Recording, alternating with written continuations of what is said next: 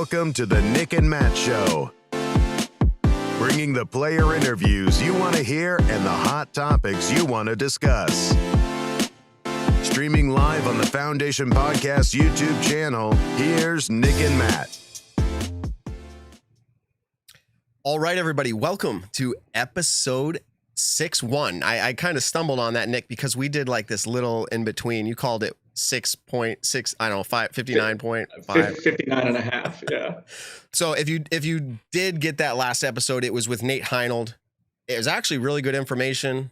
Go back and check that out. That was a good interview we were able to pull off with him. Tonight, we've lined up, I think, 3 or 4 guests, or we got 5. Like, tonight's show is a culmination of like 8 people or something. But, Nick, tell us a little bit, where are you calling us from?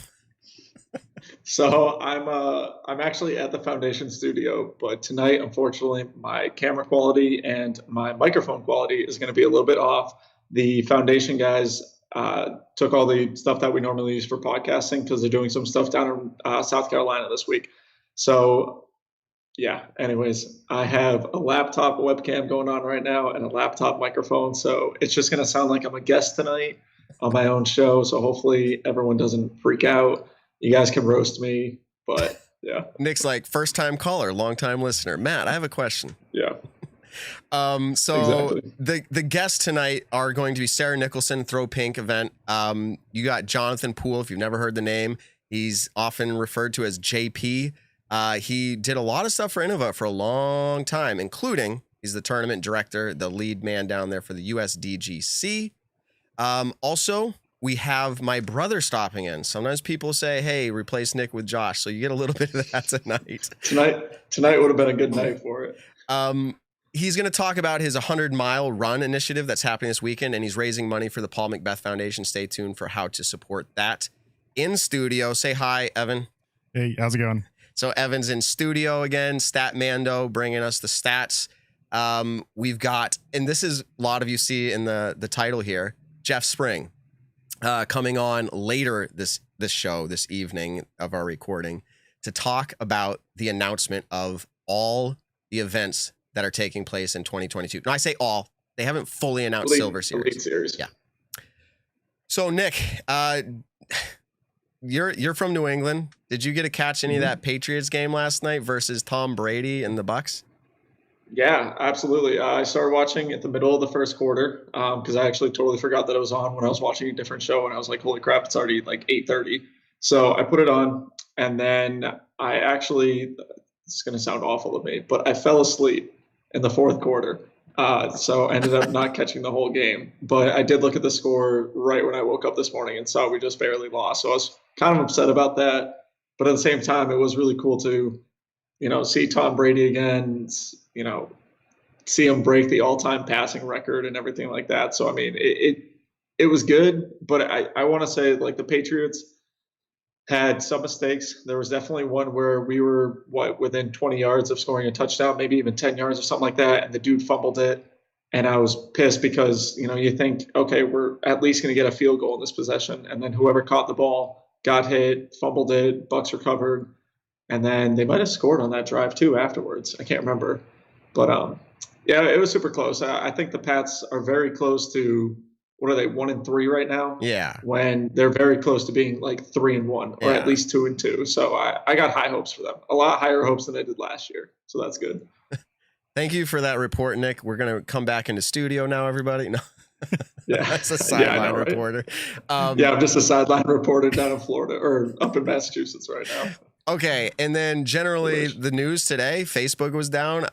I don't know how much people are on Facebook now, or I think Instagram too. I mean, where do you get your news anymore if you don't have that? I mean, they're telling me what's real and what's not real anyways. I don't know. Yeah, I know, right? But it just popped back up. I think we shared a promo for this recording already. I think it's over on Foundation's Facebook and Instagram.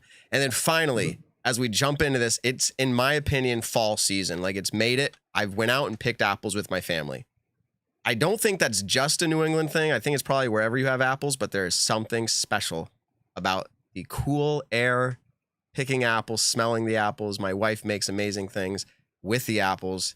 So I'm just here to ask you, Nick and Evan, what is your favorite apple dessert? Is it like apple dumpling, apple crisp, apple pie, some other apple thing that I don't know about? Like, what is it for you if you had to pick an apple dessert? What are you going with, Nick?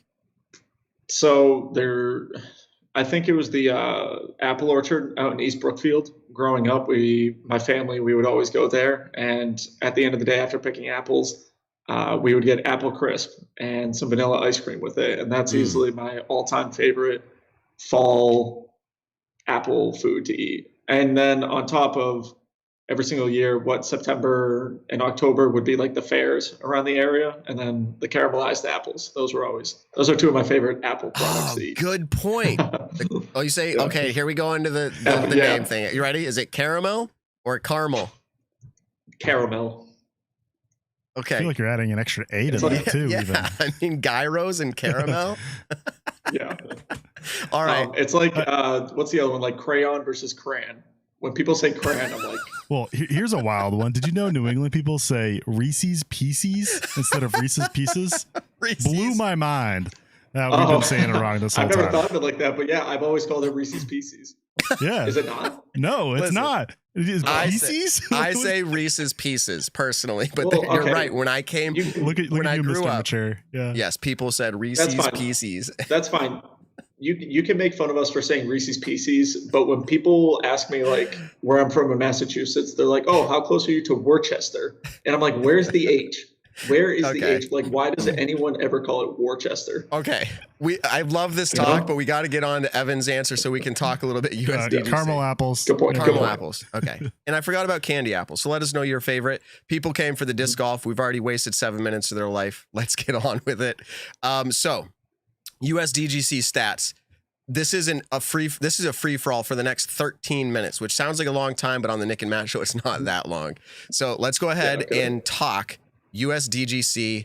Let me start it out by saying the winners, because Statmando put this together for us. Evan's in here. He can kind of tell us things interesting that he found, but I'm just going to read you a list here from 1999 up till about 2007. There was only 2 or 3 people winning. It was Ken Climo, Barry Schultz, and Dave Feldberg.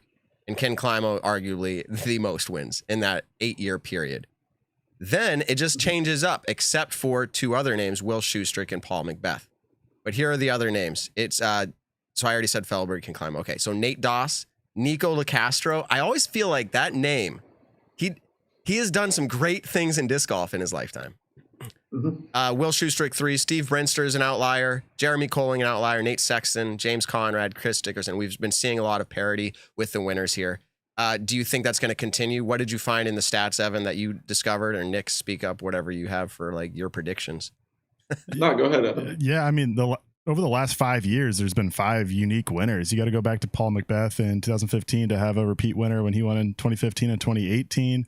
I think USDGC is one of those courses where it's like, the best player comes out on top, but it's also kind of craziness where you just see a lot of different winners, a lot of people in the fight. Obviously, it's known as a lefty and forehand friendly course. Something interesting I noticed is Nathan Queen, last 3 events, has 3 top 11 finishes. Went 11th, 9th, and then 10th. In the You're last saying 3 years. last 3 USDGC. Sorry, yeah, the last 3 USDGCs. So 2018, 2019, 2020. Is that because, and I'm just cutting people off because this is a free-for-all for a little bit here. He's lefty, right? Yep. And this course seems to play friendly to forehands, lefty players. It seems that way. Eagles played pretty well. Yeah, he was, I think, either leading or like lead card for a lot of last year, 2 years ago. I forget, but he's made a name for himself at this event, and I could see him just up there as well. You know, I don't think he's been super notable this year at other events, but I wouldn't be surprised if he's near the leaderboard. But I got to say the sneakiest name on this is Ricky Wysocki has not won this event, but arguably might be the best player at this event the last 5 years. The last 6 years, sorry, excuse me. His last 5 events out of the last, he missed 1 year, like 2018 or 19 or 17. I forget which year. But he has finished in the top 5 every single time of the last 5 times he's played USDGC, which no one else has done. He's been right in the fight every time, it just hasn't won, but he sets up perfectly for this course as well. Yeah, he was actually doing really well back in 2016. I'm pretty sure he almost was catching up to Jeremy Colling. Correct me if I'm wrong, but I think that's the year that he got the ace on hole 17. So he definitely was making a stride at that event. But back in 2016, for the people who don't know, the last round was canceled due to severe weather conditions. So Jeremy Colling won the event after 3 rounds. But yeah, I think one of the biggest names never winning this event is Ricky Wysocki, especially for, like you're saying, how well he's done at this event. I think Eagle McMahon has been, pretty close. I remember one year he was leading it by a few strokes, and then 888, he said it, 888 ate all of his birdies. 888 all of his that's a big birdies. one. We do talk about how this tournament does set up very well for lefties and forehand players, but at the same time, if you look back, Will Schustrick back then arguably had one of the best backhands. Can throw a forehand when need to, but he never really relied on it too much. But I think if you go to someone and you watch all the 2013 coverage, if you watch Steve Brinster play it, I don't know if he throws a single forehand off the tee. And so that's, I love that. I remember back in 2013, we were all religiously watching the scores because Stevie's one of our favorite players. And when he won that event, I think he's probably the name out of everyone on the list that was, not the biggest surprise, but at the same time, the biggest, I bet you no one picked him to win it that year. And then he came out and won the event. So it's awesome. And James Conrad won 2 years ago.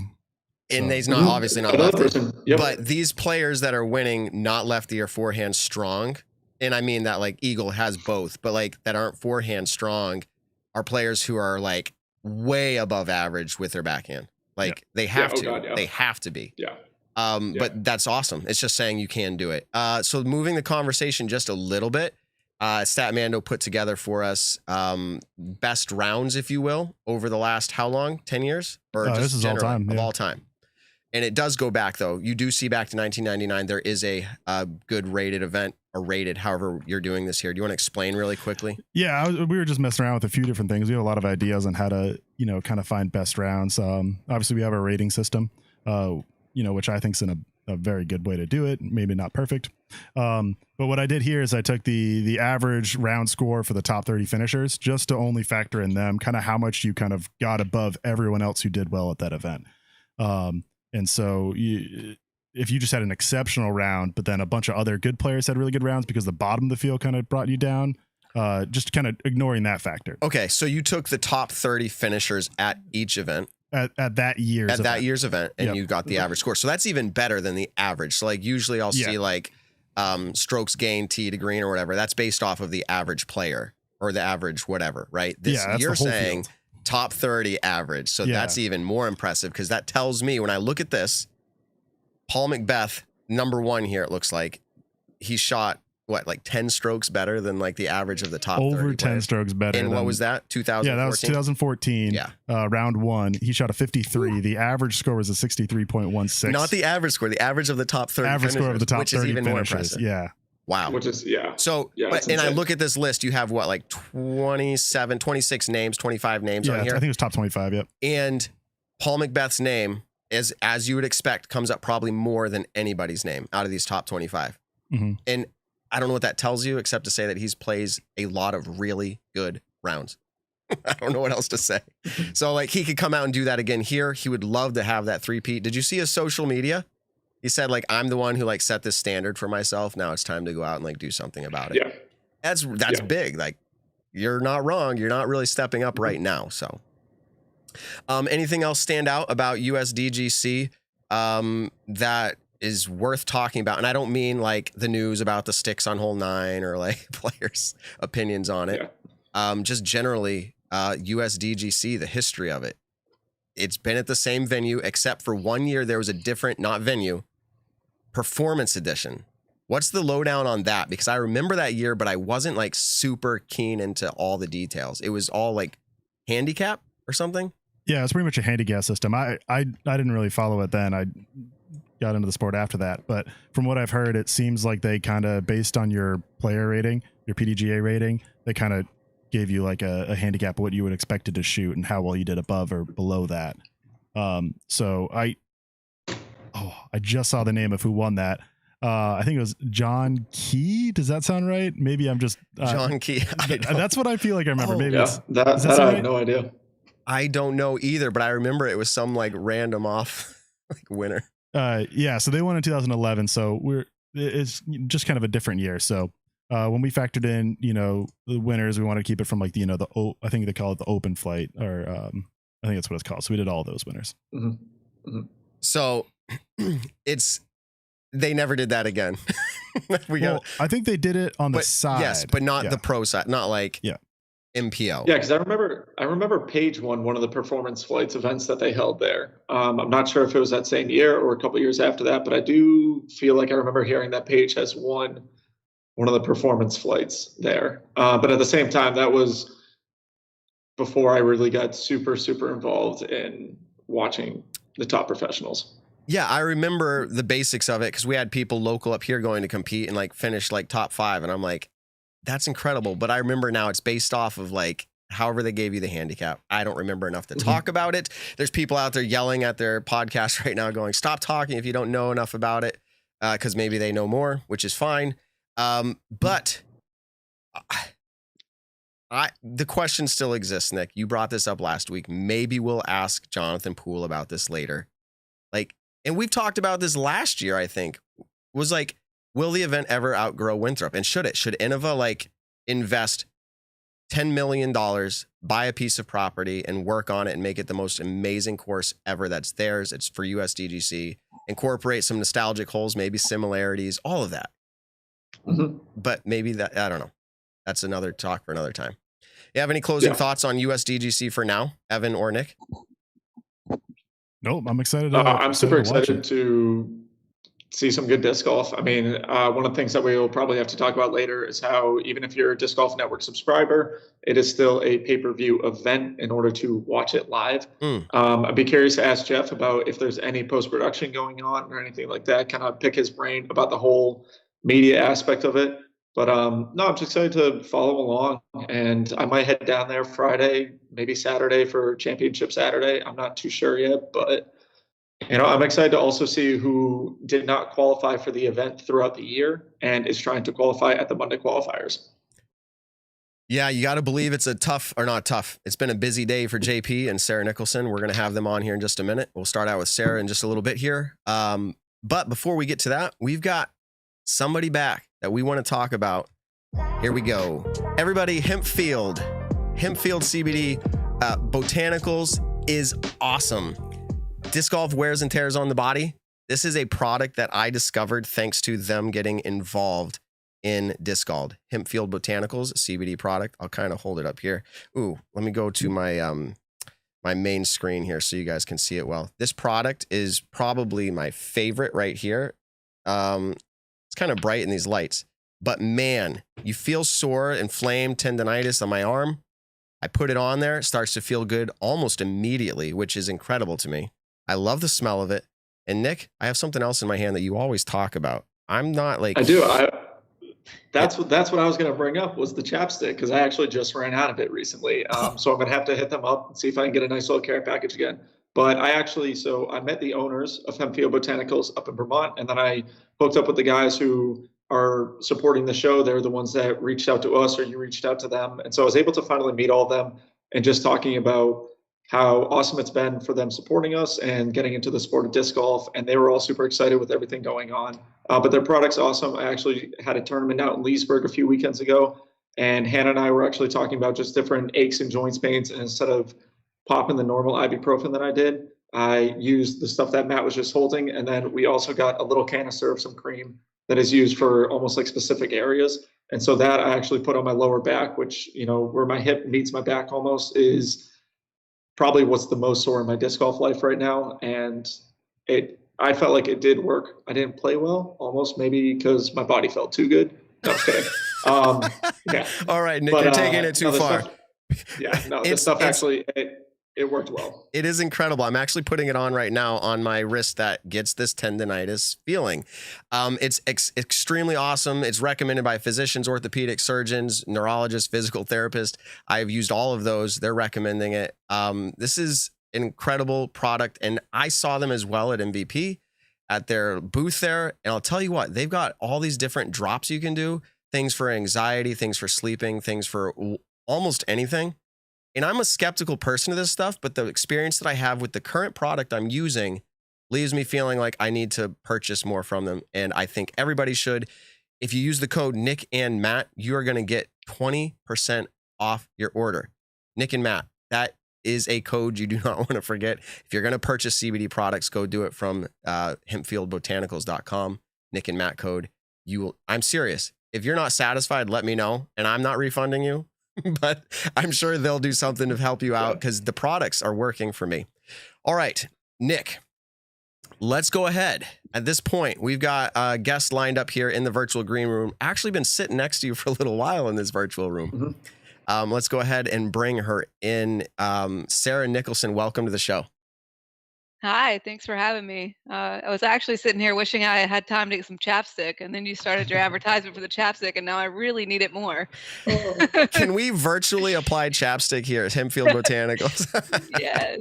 So awesome. We're glad to have you on the show. I don't think I've ever had the pleasure to meet you in person, but I've been sure that I've heard about your name a lot. Throw Pink has been really taking off over the last years. And the Throw Pink event. Tell us about this Throw Pink event. Just in general, what is it? And then we got some more questions for you. Okay. Well, we held the women's national championship here last year because it was the only women's major that happened due to COVID and all that craziness. And the U.S. women's championship actually started at Winthrop at the same time as the men's, and then it moved around for years. But after last year's event, it was, such a success, and it was so much fun having the ladies here. Jonathan approached me and said, let's keep the women coming. Would you want to do something with Throw Pink? And I was like, yes, absolutely. Dream come true. So we decided to do it. It's kind of, it's only an A tier. I say only an A tier, but it's a big showcase event. It's going to have good payout. It's going to have good media for the women.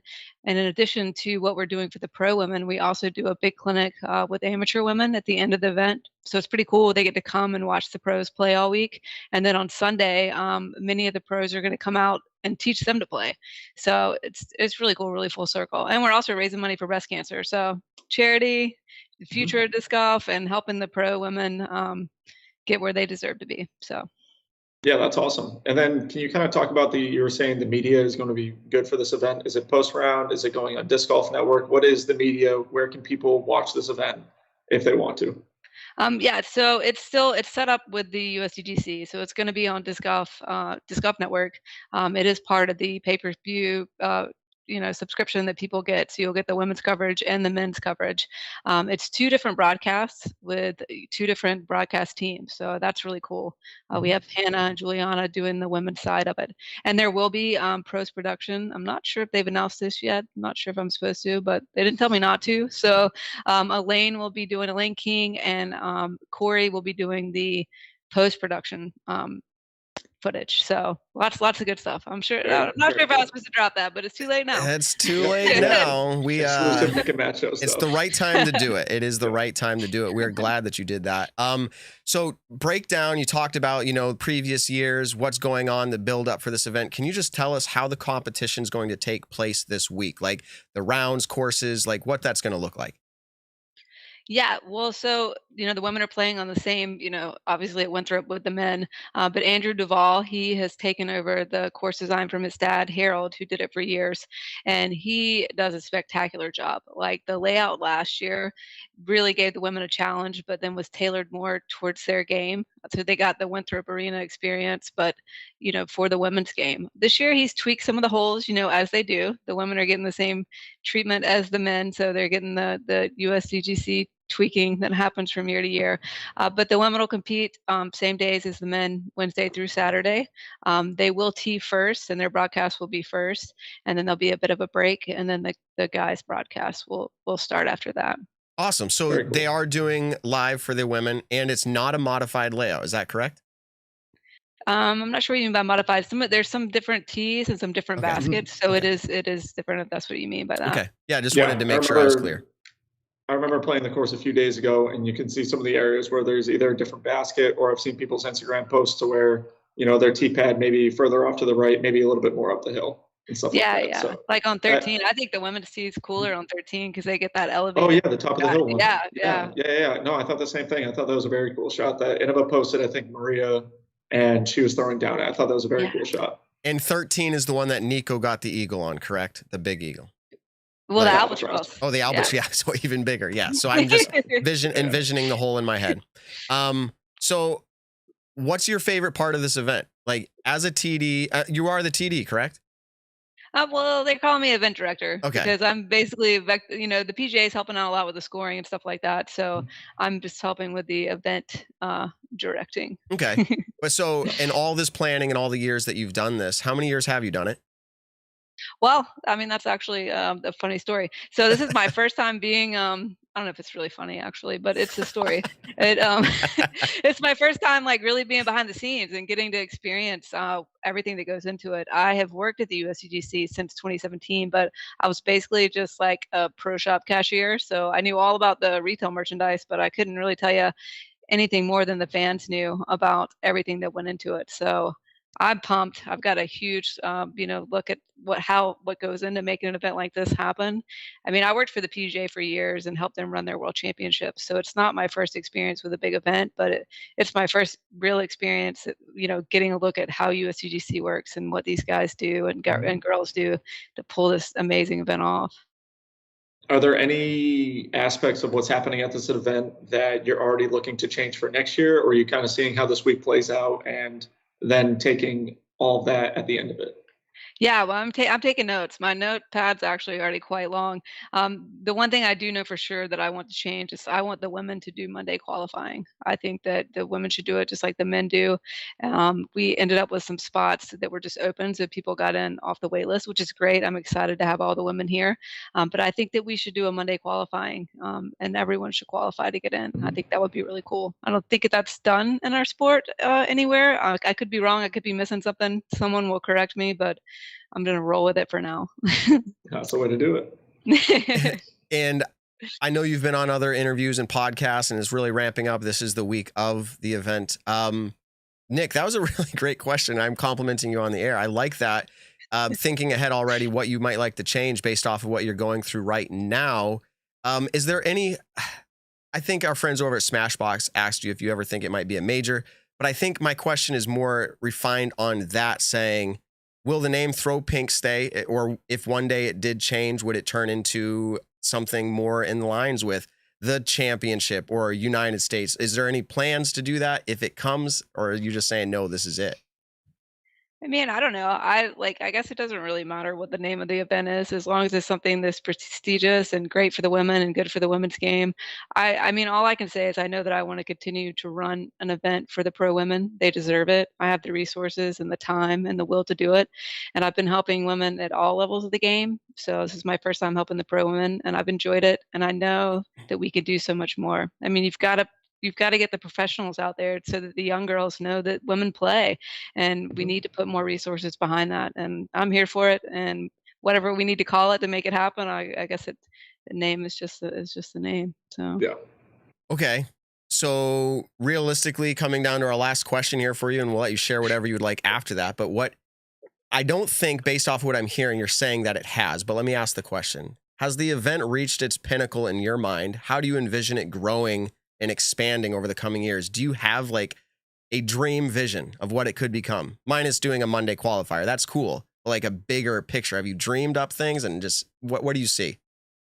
yeah, I mean, first of all, more than 40 women deserve to be here. And as our sport grows, that number will also continue to grow. So I see it, more people being here, it being bigger for the women, just having more, maybe an amateur event alongside of it. So, not at the same time, but like, it's kind of like how the LPGA does it. They do like a big thing where their resources go into the future generations, but then they also have a big prestigious event for the pros as well. So I just see it growing. I mean, I want to raise more money for charity. I want to raise more money for the women. I mean, we can make such an impact with this event because we're doing so much already in 1 week.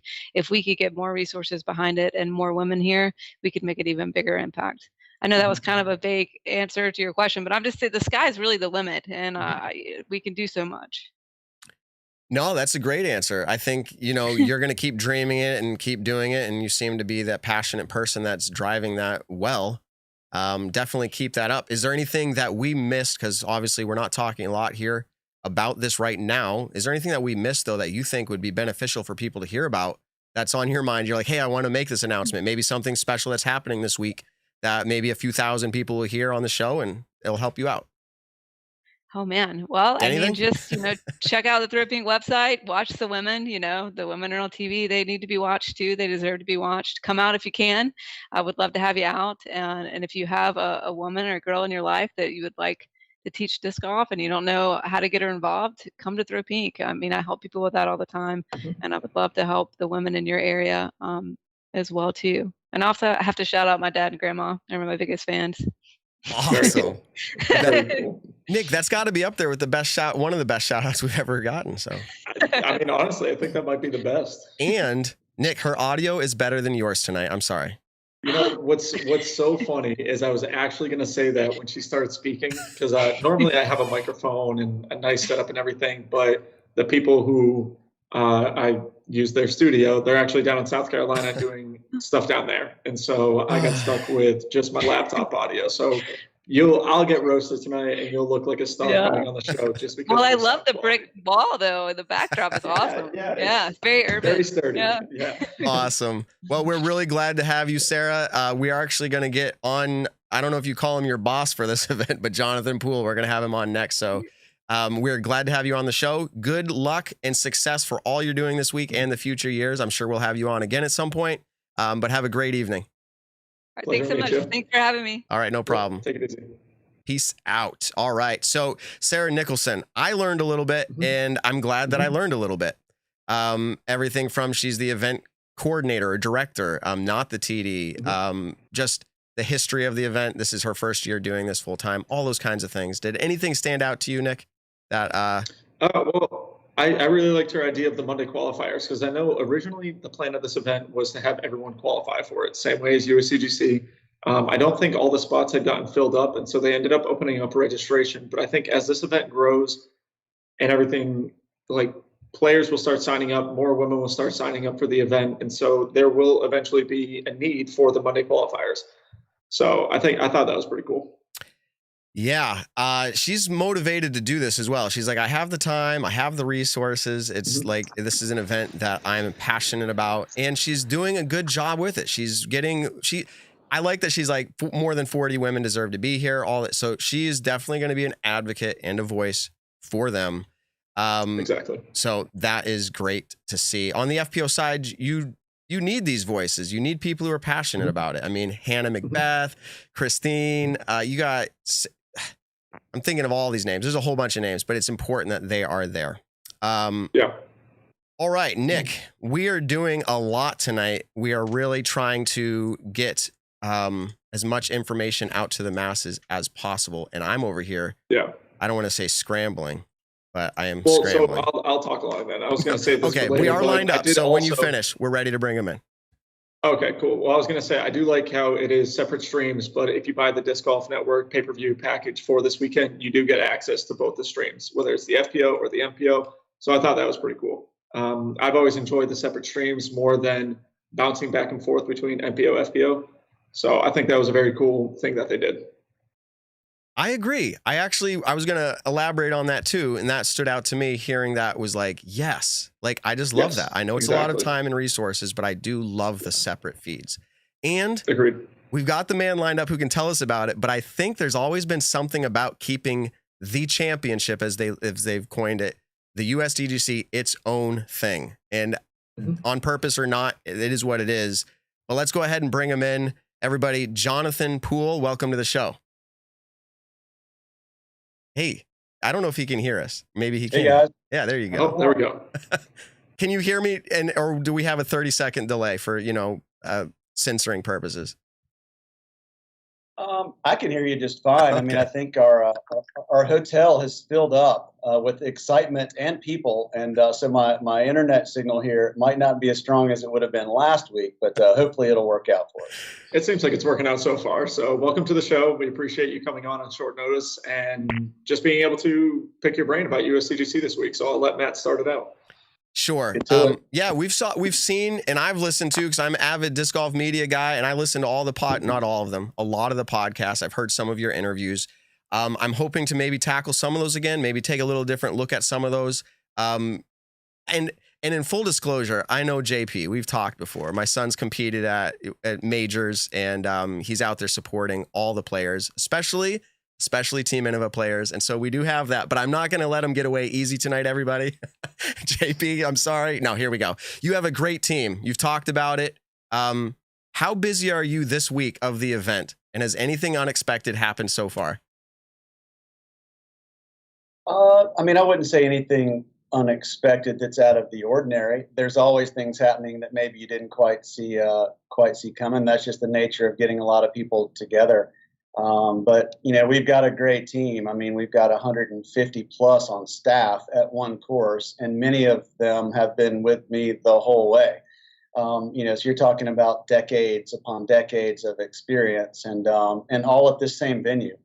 And huge support from university and the city of Rock Hill. So, I mean, everything that, might have caught us a little off guard so far, we've handled, I think, gracefully and, kind of what I would expect. I mean, we've done this a long time. I mean, 23 years in a row, and this is the 28th major at Winthrop. I've been a part of all of them. So, man, if we can't do it by now, then something's up.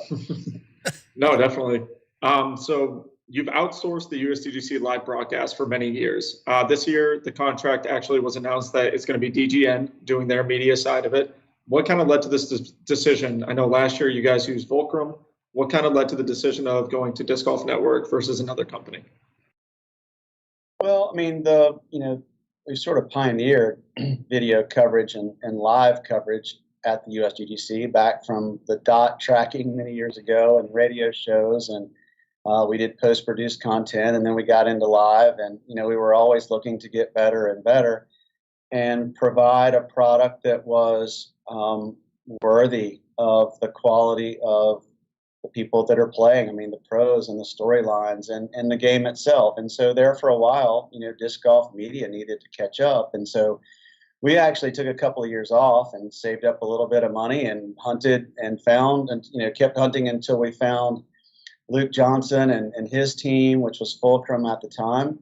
And they had an ultimate background, so we sort of had a natural connection there. And I remember saying, Luke used the word storytelling as kind of a point of emphasis on what was really important to them. And the combination of like where his heart was and what they were attempting to bring to the table and another flying disc sport, and just the fact that they knew of disc golf, they didn't know that much about it, but it just clicked.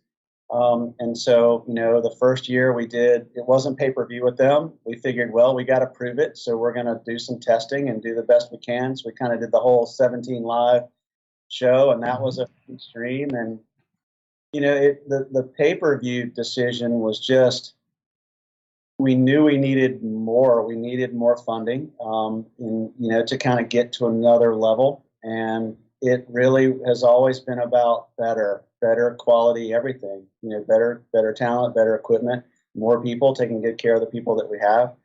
And, we needed help. And the other part of that is whether it's with our athletes or with our events, I've always been pretty determined to refer to especially our top pros as athletes. I want them to see themselves as that and carry themselves and think of themselves as professional athletes. And, pros don't play for free. They don't, it's like, it just seemed consistent with other professional sports that, like we're legitimate now. Like I want to see it get to that level. And so having the fans' participation, the fans' investment, and, that's kind of where we got to pay-per-view. I landed on Vimeo because that was the premier platform to do pay-per-view broadcasts. And so we entered into a 2-year agreement with them. At the same time, we entered into a 2-year agreement with Fulcrum. And then Disc Golf Network came along, and they took a different path because their vision all along was to have a lot of events, right? So their platform was sort of built around a subscription model, whereas ours, pay-per-view made the most sense because we were probably only going to run one tournament a year. Mm-hmm. And so pay-per-view just felt like the way to go. So then we were locked in, then it was 2 years. So, Jeff Spring and I have been friends for a long time. He's been to the championship many times since he caddied for Brinster when Steve won that year. And so I really wanted to work more closely with him, but we sort of had to see that 2-year deal through. So like that's significant, right? Because this is the first year where we actually had a legitimate chance to do this. And we were able to just bring the core people from our team and connect them with the Disc Golf Network team that's growing and build a super team and combine all of our knowledge and all of our resources. And you do that and you still have the pay-per-view, you still have that extra support. And we're, like all that money that comes in goes back to professional disc golf media. We're pushing it all forward. And, I guess that's what I would ask of our viewers to really be mindful of, is that it's not a money grab for the event, for Innova, for anybody. It's just like, this is, you're investing in our future and making sure that the entertainment value and the professionalism of these broadcasts is as solid as it can be for the future. So here we are, ready to roll and see how it translates with this new team. I appreciate you taking the time to like really talk about that, because there are people in our live chat right now just going off the rail. No, I'm being too mean. They're not going off the rail, but they're asking a lot of the questions I feel like you answered. But I do want to pose it out there just to get your opinion on this. Do you feel like it detracts from the growth of your event? Now, I know you talked about the financial side of it, and I think I don't have any issues personally. But do you think putting it behind a paywall detracts from the growth of what it could become? For instance, Disc Golf Pro Tour makes their final round free, and it just gains so much exposure that people, I don't know how to say it, but you've probably thought about it. Or do you feel really satisfied that we'll put it behind a paywall? It's going to grow just as good that way. Learning, we have a model that has worked. It's gotten us to this point. The subscription model, people pushed back hard on that too. Everybody, myself included, was sort of grown to expect it to just be free. So I think as a sport, we're shifting. I'm not going to sit here and say that this is going to be pay-per-view forever. But it's where we are in this moment. And, at the end of the day, my job is to deliver the value, and I believe we're going to do that. And I believe we've been good stewards of the money that has come to the championship and back out. And I think we'll continue to do that. So, at the end of the day, the quality of the product is either there to support it or it's not. And this is where we are in 2021, where we're going to be in 2022. I can't even say, because we've got to get through this year and let the dust settle and see what it looks like. And, you look at BGN, that team is growing. The tour is changing. There's, sponsors are now coming to us. I've spent decades chasing down sponsors, and, now they're coming to us. So things are changing. So I get it. I understand the pushback, and I don't think it's unfair. At least some of the comments that I've seen, I get it. But we are where we are in the evolution of things. The USDGC is a unique animal. Unless you've been here, you have to be here and to see it and to really kind of understand the scope and the scale of what we do. And so, I hear what people are saying, and we're going to hold the line, and we're going to learn, and we're going to grow. And like I said, I believe the value will be there, and I believe we'll learn from it however it goes, and we'll make decisions accordingly for the future. I don't personally, and I know people aren't here for my opinion. They want to hear yours. I don't mind spending $25, and personally, and I'm not saying I'm rich, I wouldn't mind spending $50. I think the product is there. Mm-hmm. Just generally, it's the idea that what if you were to get, and maybe this is something that will happen. You just talked about sponsors coming in. What if a big sponsor came in and you raised $100,000? I'm not saying the numbers for sure, but just you raised $100,000 through a sponsorship and you were able to open it up so you could grow the audience. Is that something you would consider? You're not like anti making it free for people. Well, if the sponsor dollars were there, truly there, that would be a game changer. and they're coming, and next year could be a very different situation. But, we're looking at where we are today, where we've been the last 2 years. This is a 6-figure broadcast, easy, all day long.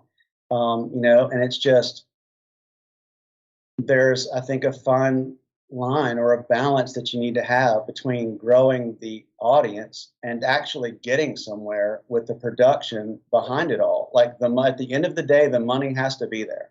And our core fans and people who know the USDGC, they've been here, they've followed it, they know the team behind it, they believe in us.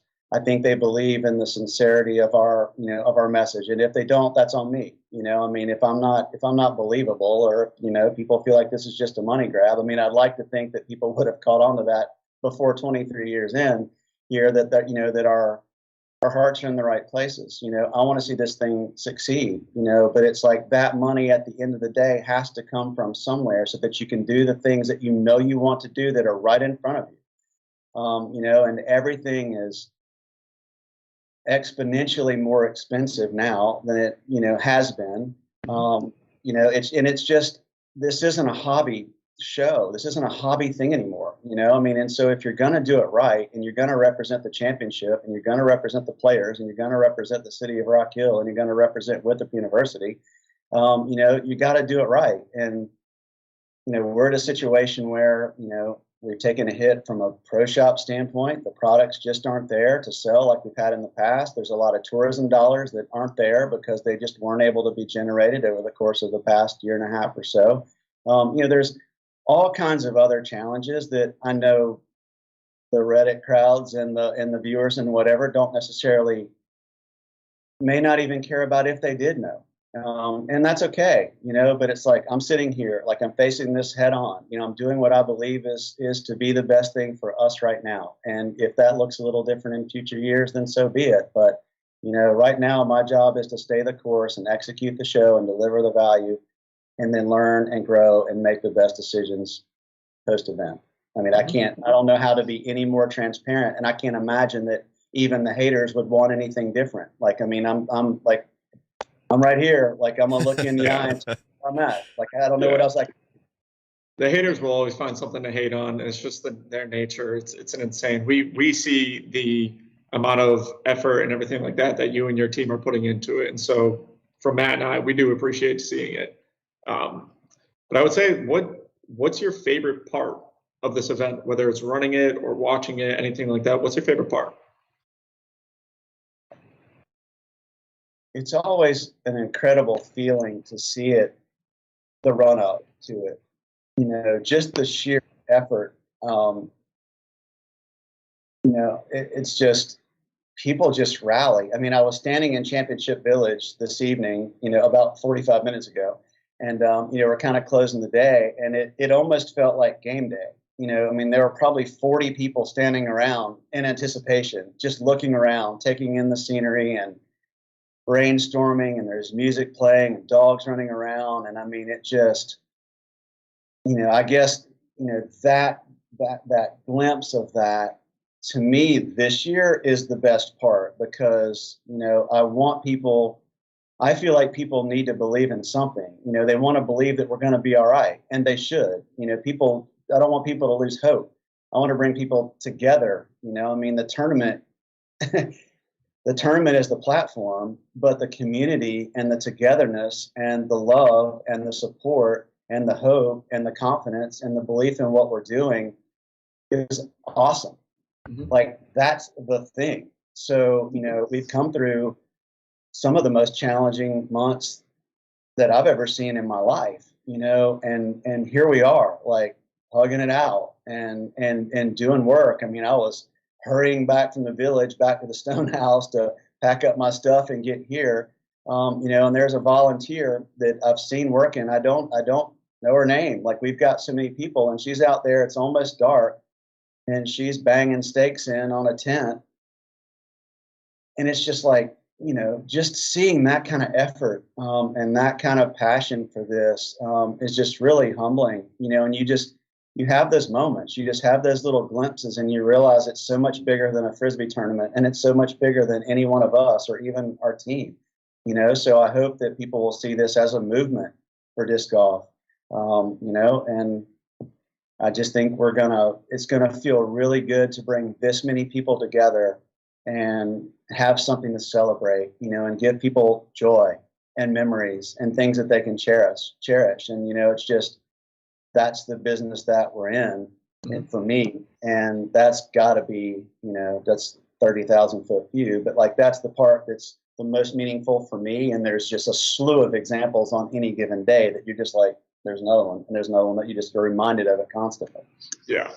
So it seems like being a part of this championship, the championship, is the biggest thing to you, just being a part of it and being along for the ride.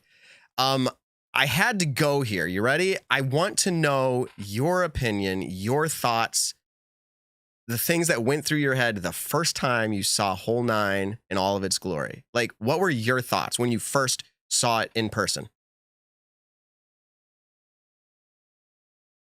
I guess I wasn't surprised. My experience was a lot like the players. I mean, I didn't know. People might be surprised to hear me say that as the event director, but for years, I've left the course design to Harold, and now his son Andrew, who's kind of coming along, following in his footsteps, and so.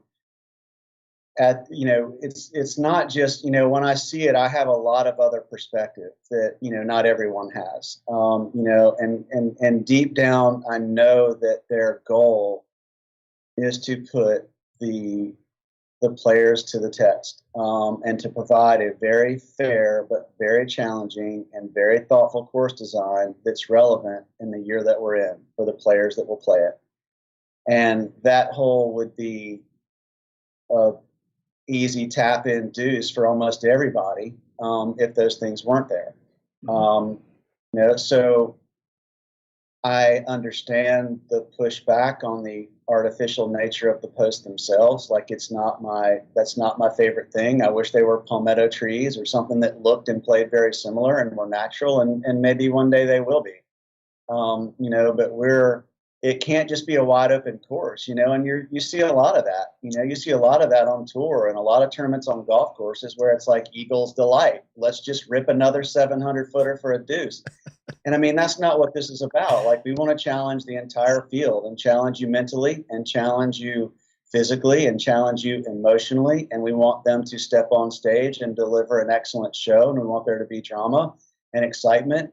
And, you have to try things, and so, I mean, at the end of the day, if nobody's talking about you or criticizing you, you're probably not doing anything. I mean, if nobody's criticizing you, you're probably not doing anything or saying anything, and you may very well not ever be much of anything. I mean, just legit, like, you gotta try, you gotta put yourself out there.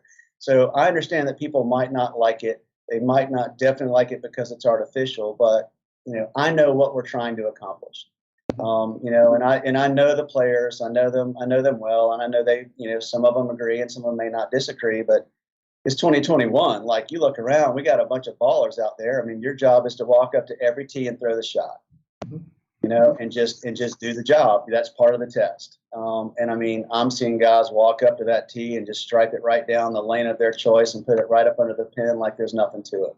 Yeah. So, I think the criticism, I get it, dude. I get it. I'm not, it's valid, but I'll say this. It's like, if you've never been to the course and you've never really seen the work that goes into it and how that entire course actually plays and how it all comes together, I mean, to say that it's the whole course is cheesy and the course sucks and all this, I mean, it's just like, oh man, this is actually a thrill ride of a course that's incredibly challenging. So if you're going to just look at 5 polls, I mean, be like, yeah, that event sucks. It's like, come on, bro. Really? Yeah, exactly. So I get it. At least they're talking about us, man. At least they care. Like, Yeah. They're paying attention. First of all, like, such a big. Yeah. The Eagles delight has to be trademarked somewhere. Like, they all can't be Eagles delight. That was wonderful. I love that. That's used Like UC got to protect that. Eagle's his boy, so I can't go out that. Like Eagle can throw up and over everything we got. He can throw to the Coliseum if he wanted to. Yeah, exactly. And then secondly, that's why I asked the question. I can only imagine you've been getting a lot of different perspectives on this, but I wanted to know your opinion just on like when you stepped up to it. If you were to throw the hole, and I'm not asking you to defend it or anything else at this point, like this is just friendly conversation. Do you think you would have fun besides the fact that maybe it's too hard of a hole for you? I don't know your skill as a disc golfer. I know for me, I'd probably too much without the pins, the sticks up or whatever. Like when you go to throw the hole, does it seem fun to you? Have you thrown it? I have not thrown it. I have envisioned throwing it. The only times I've been out there, I didn't have running up to a tournament, man, I've been doing a million different things. So I've not walked out there with my golf bag and thrown it. I mean, I wouldn't be surprised if I hit one of those sticks, but I mean, it's like the lanes are there, I mean, it's not like it's super narrow and unfair, I mean, these guys for the most part, I mean, I've had there's been a spotter on the back of that hole logging every pole hit and every birdie and every drop shot and every score all through doubles and all through Monday qualifying. And you'd be surprised and that's a lot of amateur or advanced level players, you'd be surprised how few people have actually hit the poles. So, fun. Yeah, I think it's fun. It's going to be fun when you're there with your buddies and, I mean, somebody cracks a pole and you work them for hitting first available. Yeah, that's going to be fun. I mean, if you're out there by yourself or you're in a tournament, you got 1,000 people standing behind you, it's going to suck to smack a pole right in front of the tree. But like, that's part of what the fans come to see. Thank you. Thank you for sharing your opinion on that. Nick, did you have anything else? I have one last question. You might not even be able to answer it. But do you ever think that the championship will outgrow Winthrop University? Do you think it will ever move to a different spot? It's a great question, and we've talked about it for years. I mean, this will be the year that we outgrow our ability to park people in the spaces that we have available to park. In terms of like people out on the course, I mean, we're going to probably be at 3,500 at max this year. I think we can double that, so it's not a matter of like, the space can handle it. I mean, it's awesome. Like there's a ton of room out there and it's just got this stadium feel. And, from a fan standpoint, it's a pretty good vibe for a show like this. So I don't think we'll outgrow it from that standpoint. We're actually bringing in, this is new for disc golf, or we've hired an outside group that manages college sporting events, way bigger, like tens of thousands of people they're accustomed to managing. And we're bringing them in to manage our people. So that's another step to prepare us for exactly what you're saying. So rather than having volunteers running around doing parking and front gate and security and things that we've really sort of outgrown having volunteers do, now we're bringing in a team of like Navy SEALs. This is just exactly what they do. So you're going to have people in uniforms sprinkled all over that property, all wired up with a headset. And we're going to be looking at exactly how we can expand beyond campus. So, I know exactly how many parking spaces there are within a couple of miles of Winthrop, the Winthrop property. So we're already planning to, to shuttle people in and, and grow. So, I mean, I could see it one day being VIPs are the only ones parking at the actual course, like inside the course. And then, then the single day people are getting, bussed in from a quarter mile away or something like that. So with disc golf exploding, that's just coming. But, I mean, look at it like this, I would rather do everything possible to make it work there. Like you can't take the Masters somewhere else and expect it to still be like really, to be exactly what it was. And this is 28 majors. And I'm waiting for somebody to I keep lobbing that out there. Like, I don't know what venue is second in terms of like the number of majors hosted. If somebody knows that, please let us know. Cause I'm just curious. Like, that's a neat historical fact, but that's a part of the answer to your question, right? Because if it's, you can't go away from that kind of history unless you have a really freaking good reason to do it. That's a good point. And just so you know, we actually have, and you can see on camera, Stat Mando in the house. This guy, Stat Mando's bringing a lot of. Yeah, so he's right now, he's feverishly typing, and he's going to find out what's the second to that. So if we get that, you stay tuned, or I'll send you an email later. But Nick, that was a great question. I think that's a good opportunity to wind up this interview here, or wind down, I should say, not up. Is there anything you'd like to close out with, Jonathan? You answered our questions, I feel like, with tremendous transparency. I feel like it was with grace. I appreciate what you're doing. And I don't usually do this. I might have given you a hard time with some of these questions, but like generally, I'm very supportive of you and what you're doing. I hope the best for what you guys have going on down there and continuing on. Is there anything you want to give a shout out to or let us know about that maybe you haven't announced anywhere else yet? No. I don't know if there's anything that hasn't already been out there. I mean, just to the fans, I mean, please check us out. I know, these are not the greatest of times for people financially, and so for the people that have already purchased the pay-per-view, or if you're considering it, I appreciate you for even considering it, and even just considering putting, your faith in this. And, and I hope that we will deliver to your satisfaction. If you are within a reasonable drive, I'd hope that you would consider coming and being here firsthand. I mean, this is just not, I've been to Worlds for years, and I've been to events all over the country, and there's just nothing quite like the USDGC, and that's because of our people. To have a field this size and to be outnumbered by the staff on one course is a pretty remarkable stat.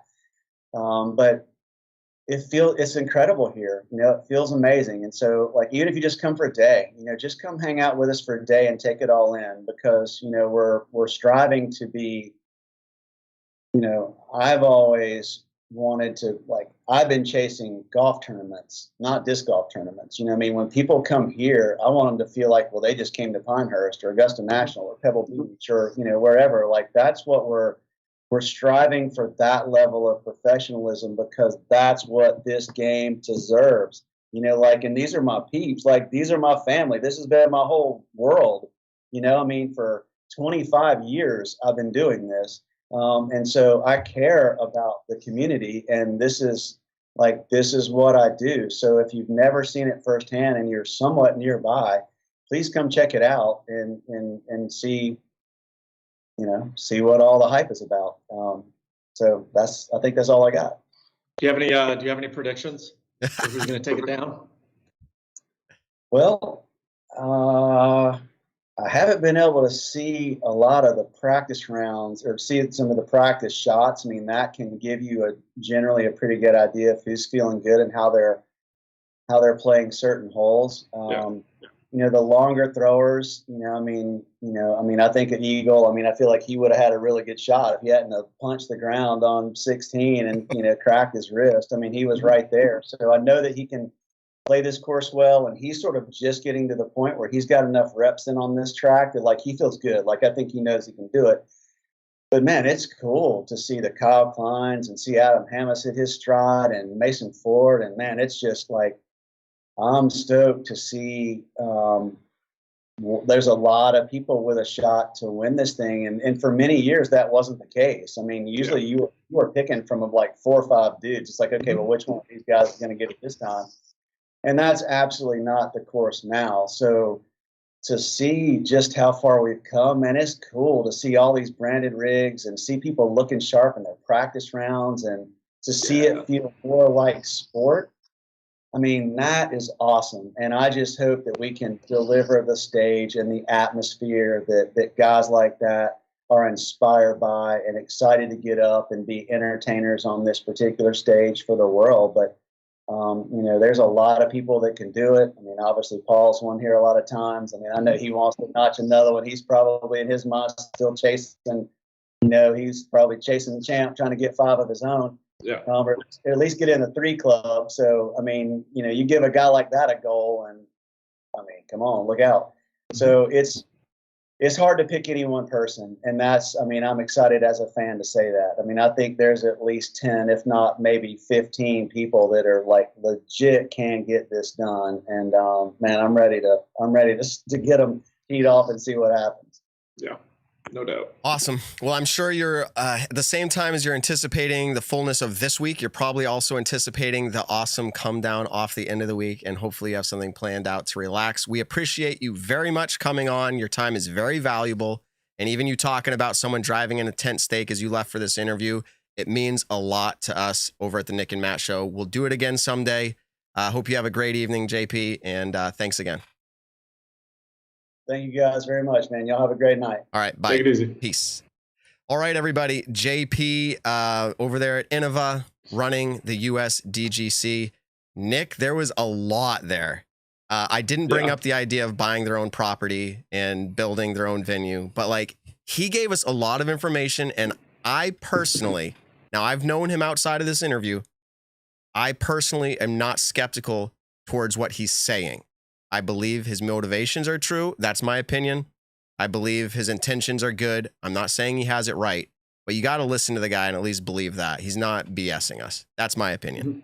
So. No, I thought it was a great interview. I thought a lot of what he was saying, it made me excited to watch this tournament, get the pay-per-view, be able to sit down and watch it pretty much every single day. I'm very excited to do that because I know they do put a lot of effort into this course. And I kind of want to start off by saying I went down to South Carolina, a few days ago, played 2 practice rounds out on the course, the whole 9 poles. I think when Jordan Castro originally posted that picture, everyone thought they were like literally 5 feet. Hold on. T-pad. We Really lost you not. for a second. Like, They were like, how far? Like 30 feet from the T-pad? Oh, am I back? Yeah, probably about that. Maybe even slightly more. I mean, I don't like the look of them. I want to start off by saying that. Appearance-wise, I think it looks very corny, and I don't think it looks super professional. If, like you were saying, you could have palmetto trees down there, that'd be great. Maybe that happens in the future. But play-wise, and I won't speak for a lefty backhand player because I have no idea, but play-wise, any player that qualified for that tournament should honestly, they have to think about the shot. Like, that's what I like about USDGC is you have to think about every single shot that you throw. But at the same time, like, I didn't hit the pole a single time. Oh, and I threw Nick dropping the bombs. I don't hit the poles ever. And I probably threw the hole 4 times and then tried to do one. Paul was like, here, try to throw this big hyzer, like, see if you can get it there. And I came up short when I threw the big hyzer. I went OB twice on, a couple of my shots, but the first time I threw it, I did a little flex forehand. I parked the basket, and then the second time I threw it, I threw a Zeus just on a little flip up hyzer and was like 20 feet short. Still in bounds, maybe only 15 feet short. But the pros who I did get to enjoy a couple practice rounds with, none of them ever hit it. They threw these nice simple hyzers with maybe a speed 10 disc, and they were all pretty close putting and everything like that. It was funny because one of the guys actually tried to hit the pole and he missed like 4 times. So I mean, it's not the end of the world. Appearance-wise, it looks awful, but play-wise, it's really not. As a player, it shouldn't be too bad. I agree that it's the appearance mainly for me. I've always seen what they were trying to do. I wasn't skeptical of what they were trying to do. And by the way, Simon, if you're listening, I'm sorry. Our private conversations aren't always private, but Simon said he generally, and he hadn't thrown it. He said he thinks it was going to be good. That was this past weekend. So it's good to see that there's all different perspectives there. So. Yeah. You know what? I totally forgot that today is Monday and they had the Monday qualifiers. Have they posted anywhere who did qualify? In a little bit, by the end, we'll talk about that. We have to get on with this. But yes, we want to get Josh on. The funny thing is, I flashed him up on the screen here. So anyone that was watching, they're like, random guy on the screen. So I got that taken care of. We are lined up to do this. Let me introduce my brother to the show. He has been on before as a co-host. He is also a co-host with me on the Disc Golf Network talking the show name Disc Golf Pro Talk. So now I am merging. It's officially weird to me. I've got the Nick and Matt Show and Disc Golf Pro Talk happening at the same time. But let me welcome to the show my brother Josh. How are you doing, man? I am doing good. Nick, I've been on the show before, but never with you. I know, right? You've always been filling in for my spot. And what's funny is you have 1,000 times better quality than I do right now. So. Yeah, I'm ramping it up. That's all right. Yeah. Hey, Matt, and Nick, quick stat or fiction for you.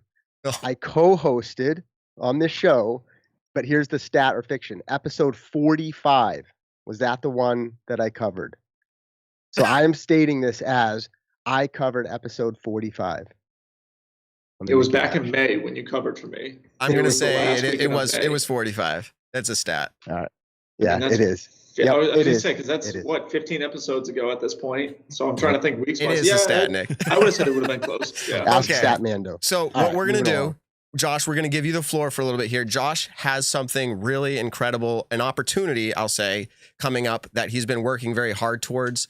I'm going to give him the floor to talk about it. And then I'm laughing. Someone in the chat said it looks like Josh is a cross between Nick and Matt. Oh, no. Okay. So anyways, Josh, go ahead. Now Evan's over here laughing. Go ahead and give us like what you're trying to do and also the opportunity for people to support this effort in a way that benefits disc golf, I think, at a very foundational level. So go ahead and talk about that. Yeah, thank you. And I know we've got more coming up, so I'll try to be succinct. So interestingly enough, on episode 45, Matt, one of the interviews we did was Dustin Leatherman, who's the director for the Paul Macbeth Foundation. So there's a little bit of a crossover here for what I'm trying to do.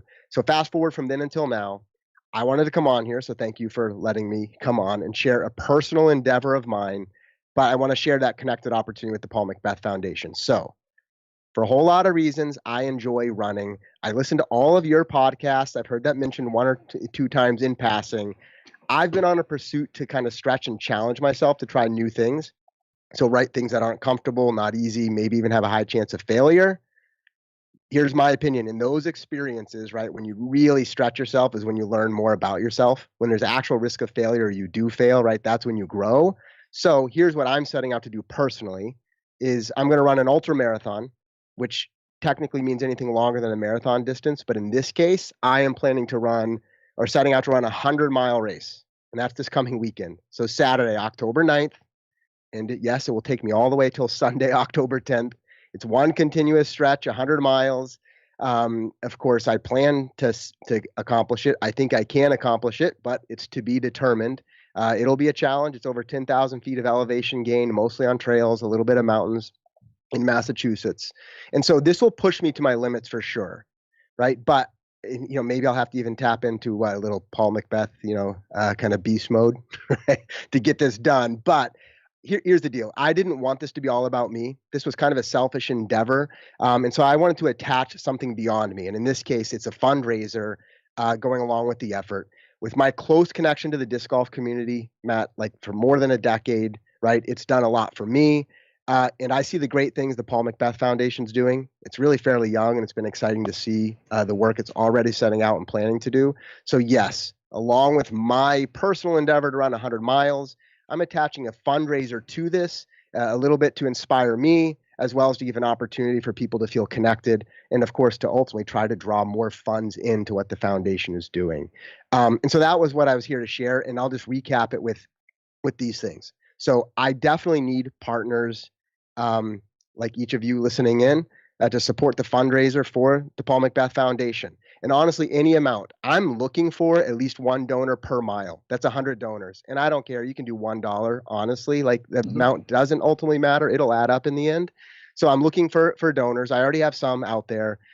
Here's another key. Any contributions made tonight, which means I'll monitor the fundraiser. So several hundred of you watching now, even if just a very few of you did it, any contributions made tonight will be matched up to $200. What that means is if you contribute 5, it's basically doubled to turn into 10. If you contribute 10, it's doubled to 20. So this will really ramp up the contributions to the foundation. And then also anybody contributing is eligible to win a Paul Macbeth signed disc, a Paul Macbeth Foundation disc signed by Paul Macbeth himself.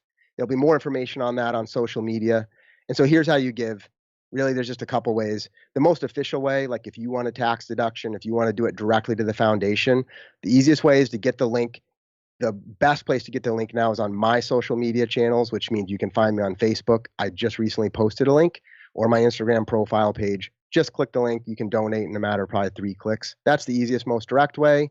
If that's not easy for you and you're comfortable with it, you can also directly PayPal me. It's just Joshua Graham. I will make sure 100% of those go directly to the foundation through me. And we'll keep track of that. And so, Matt, I mean, we can talk about it or not, but just disc golf has meant a lot to me. And training for this particular effort has been incredibly hard and grueling.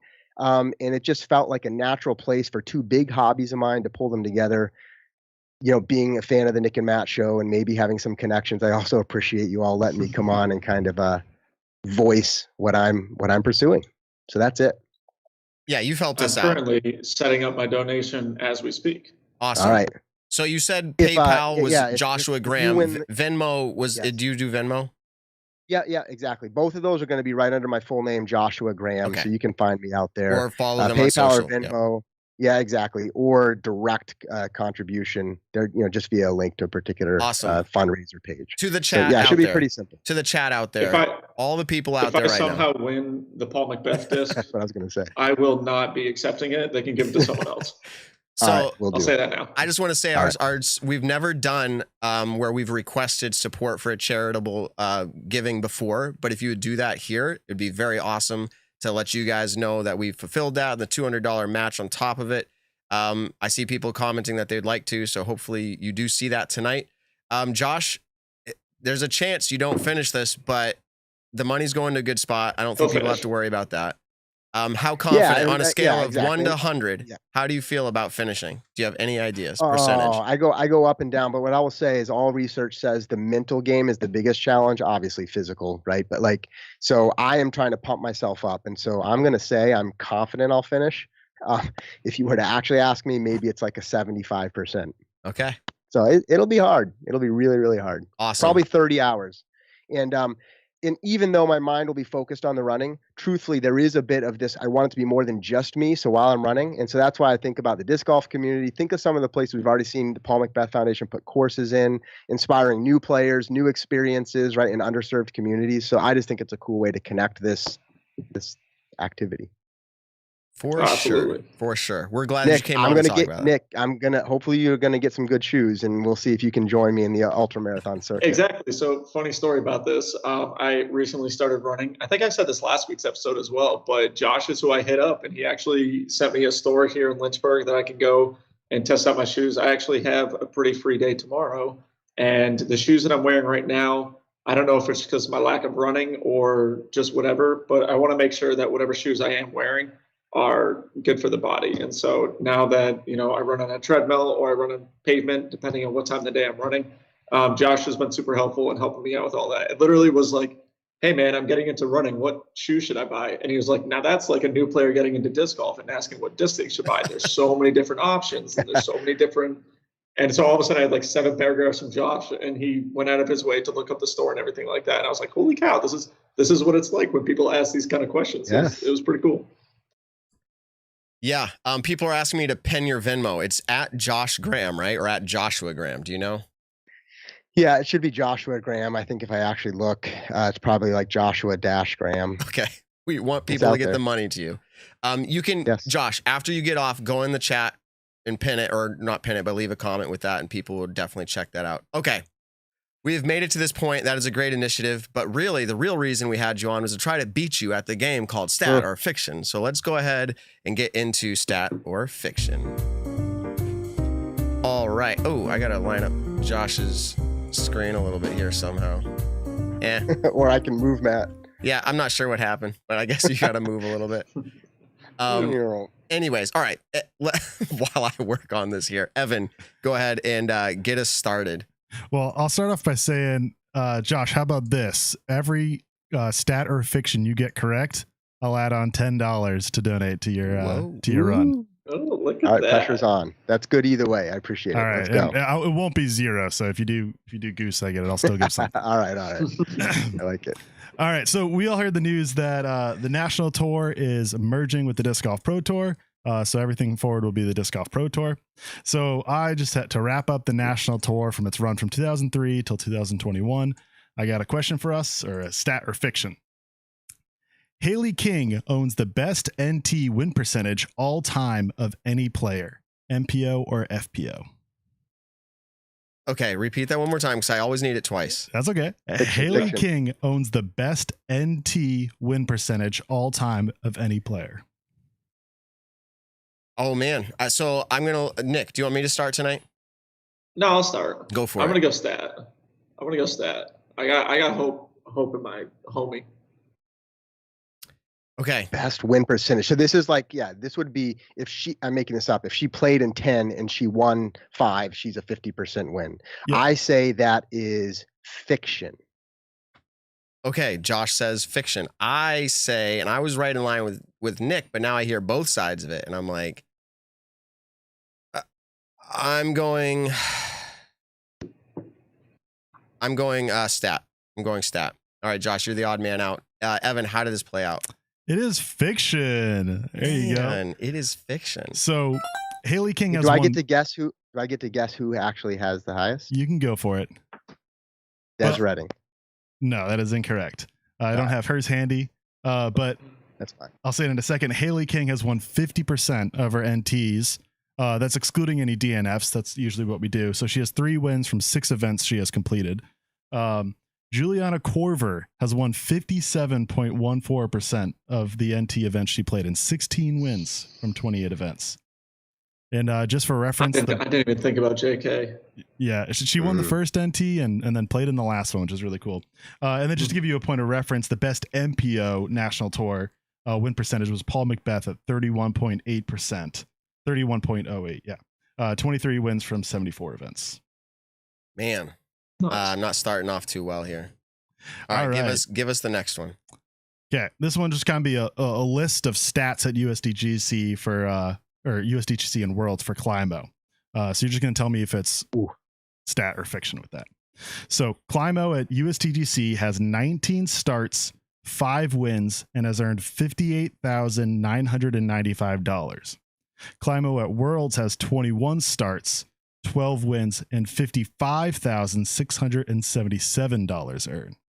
So kind of the point with that is at USDGC, Climo's earned $58,995, and at Worlds, he's earned $55,677.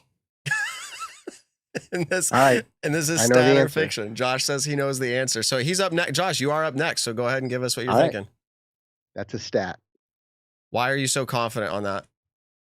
Oh, tell only him because afterwards. Tell him afterwards. All Tell right, him I'll tell after you the afterwards. answers. Go. Yeah, that's right. Nick, You you give your answers. smarty. Thank you, Nick. All right. I was trying to get him. I actually don't have any real good answer for this one. I think it'll be interesting to find out. As I've said before, I kind of try to game the system a little bit, and I'm like, what, you looked into that? And it was obviously something that was close. I got to get a point, so I'm going to go stat because that's what's right. This is the one time I really don't want to play devil's advocate because I want to go stat on this one, so I'm going to go stat as well. Oh, okay. All of us said stat. What is it? What is the answer? All right, that is a stat. Yeah, it was a little out there with a bunch of things. I could have been a little bit tricky and switched the numbers around. But no, I thought that was insane that Climo's only won USDGC. Oh, I say only. He's won USDGC 5 times, which is still the most of anyone. Yeah. And has earned more money from those 5 wins and those 14 other events than he has from his 12 wins at Worlds, and more starts overall at Worlds. Has earned a little over $3,000 more, which is incredible that they're so close too. But wow.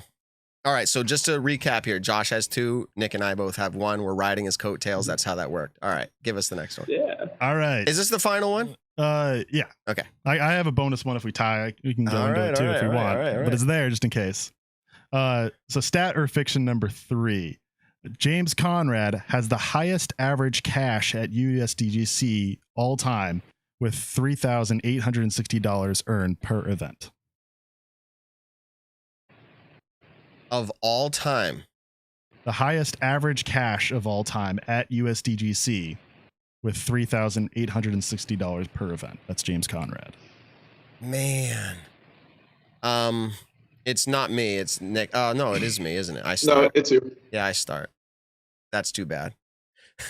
I'm thinking through my head. That means I think he's won. I say obviously, Nick. Sorry, I stole your word. Obviously, he's won. Dude, I hear obviously so much more around my life And now ever since someone called I don't me know out what on that. I don't know what that payout was. I'm just gonna guess in my head because I'm right now. I'm not on top of it. 12,000. I'm just gonna put a number out there.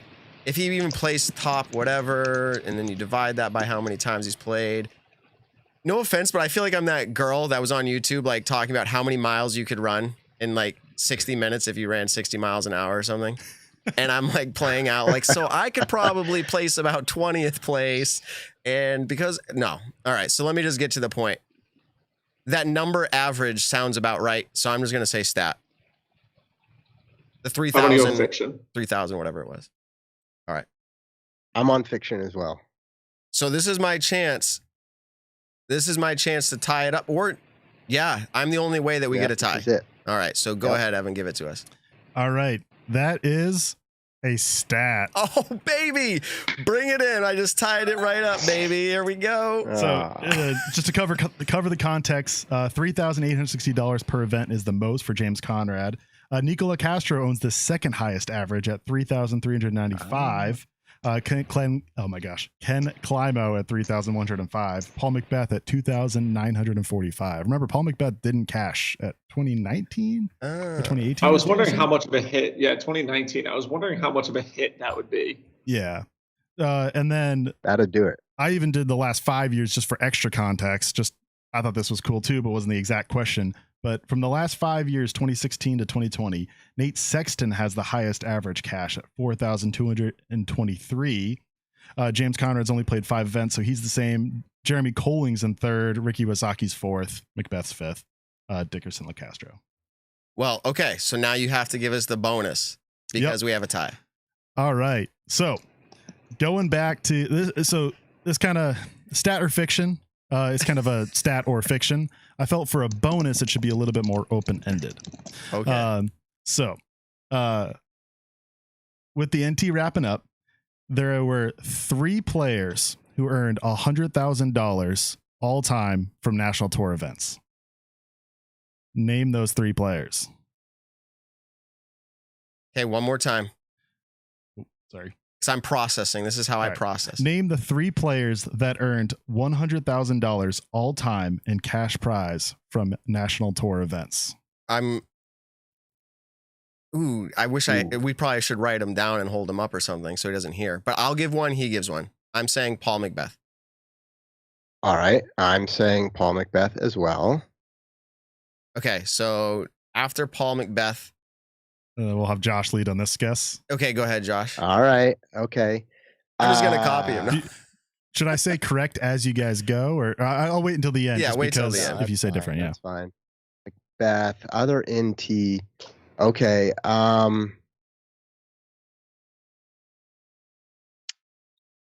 2003 is when this thing started.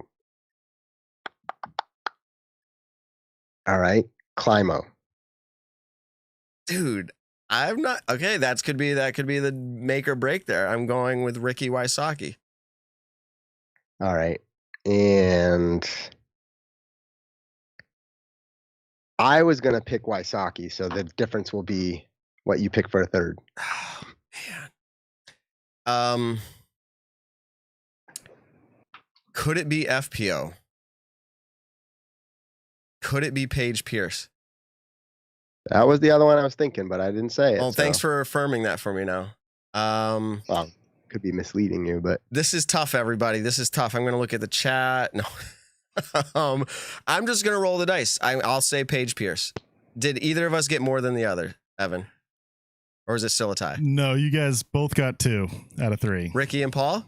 Yes, Ricky and Paul both earned $100,000. Let us guess another one. Yeah. So now we're on to the third and final player who earned $100,000.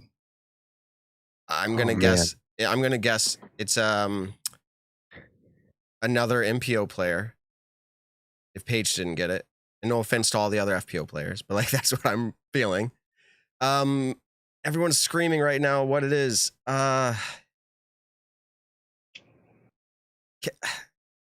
don't know. There's so many names. I'm just gonna go Kayla Viska.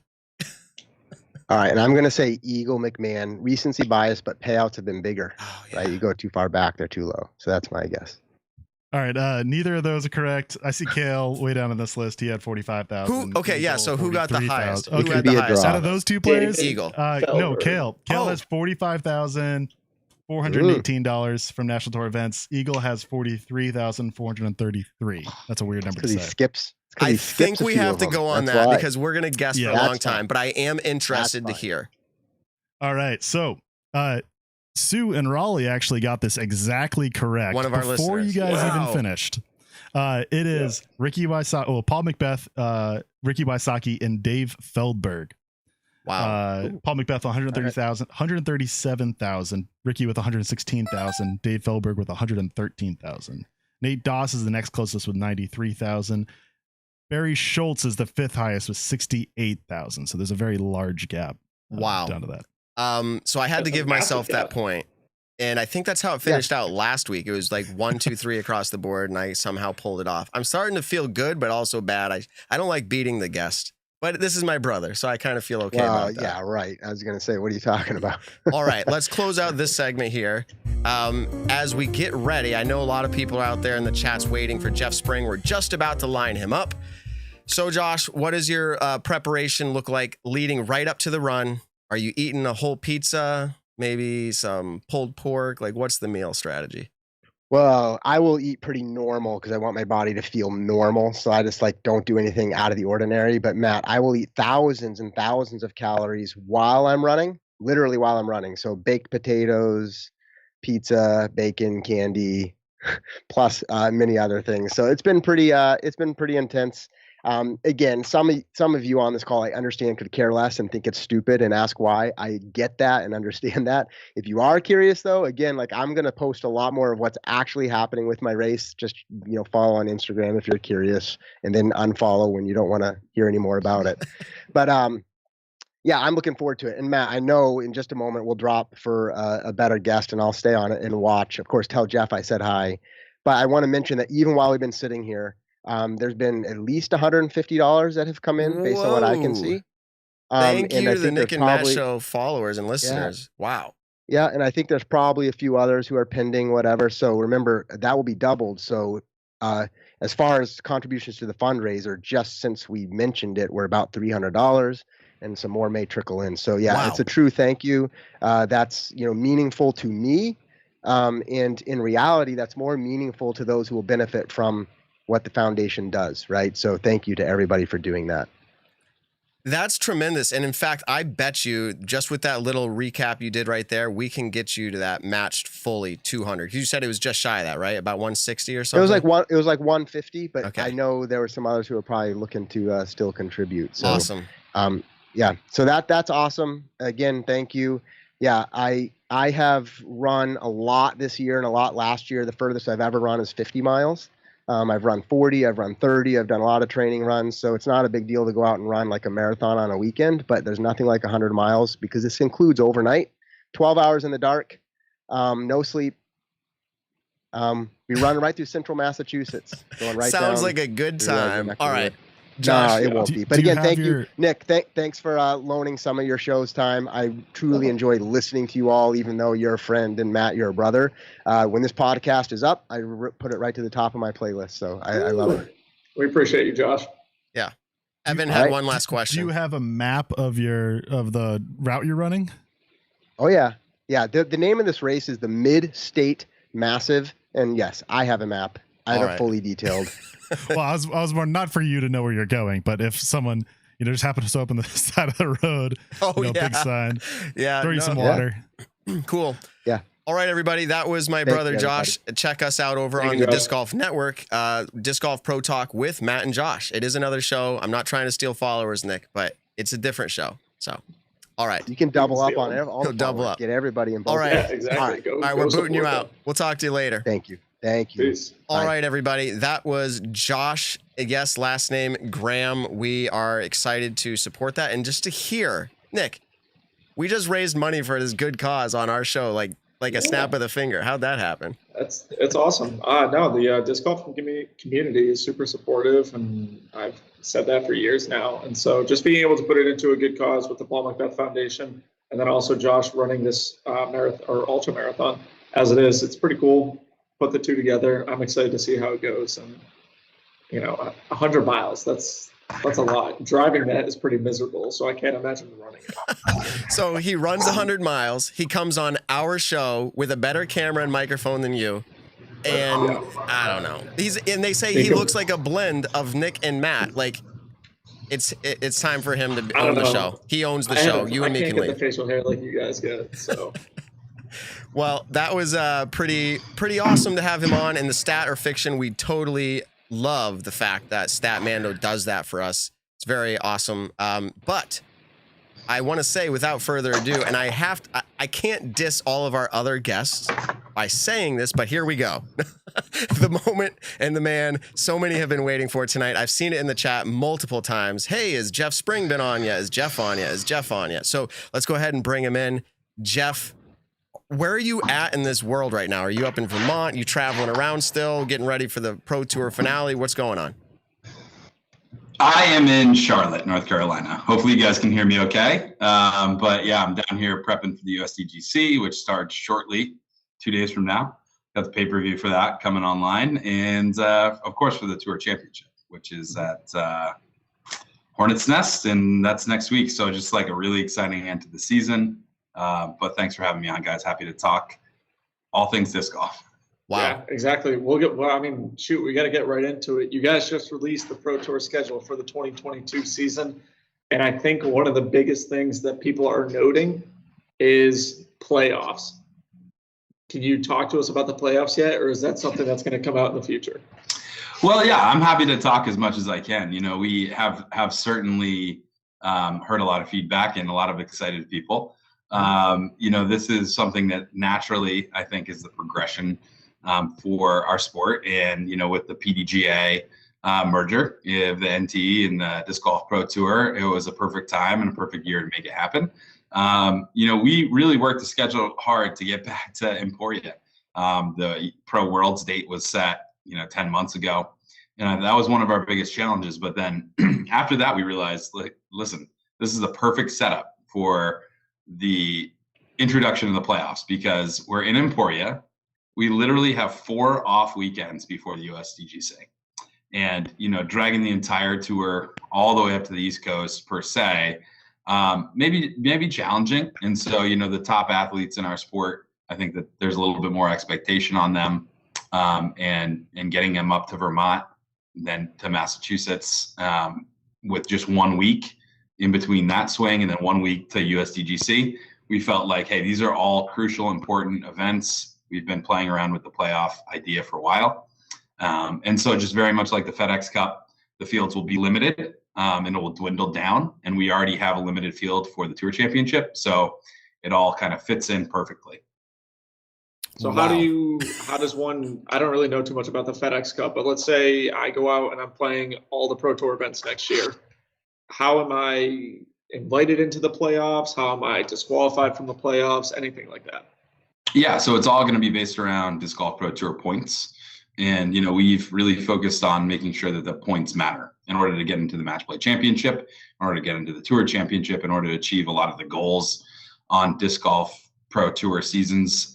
You need to care about points. You need to care about making sure that your positioning is great. So it's not necessarily just enough to show up and win a couple events, but you have to do it over the course of a season to really qualify. So, we will be releasing final details, and there'll be a few elements, but rudimentary snapshot of the playoffs is that if you are in the top, certain tier of the standings, you will have a chance to qualify for GMC, and then that field will get whittled down a bit to MVP, and then from there you'll qualify for the Tour Championship. So we don't have the exact numbers and all of the fine details, but simply put, and I put this out as a quote in our press release, we're planning on about 100 players based on the top Disc Golf Pro Tour standings that will qualify for the Green Mountain Championship in the men's division, about 50 in the women's division,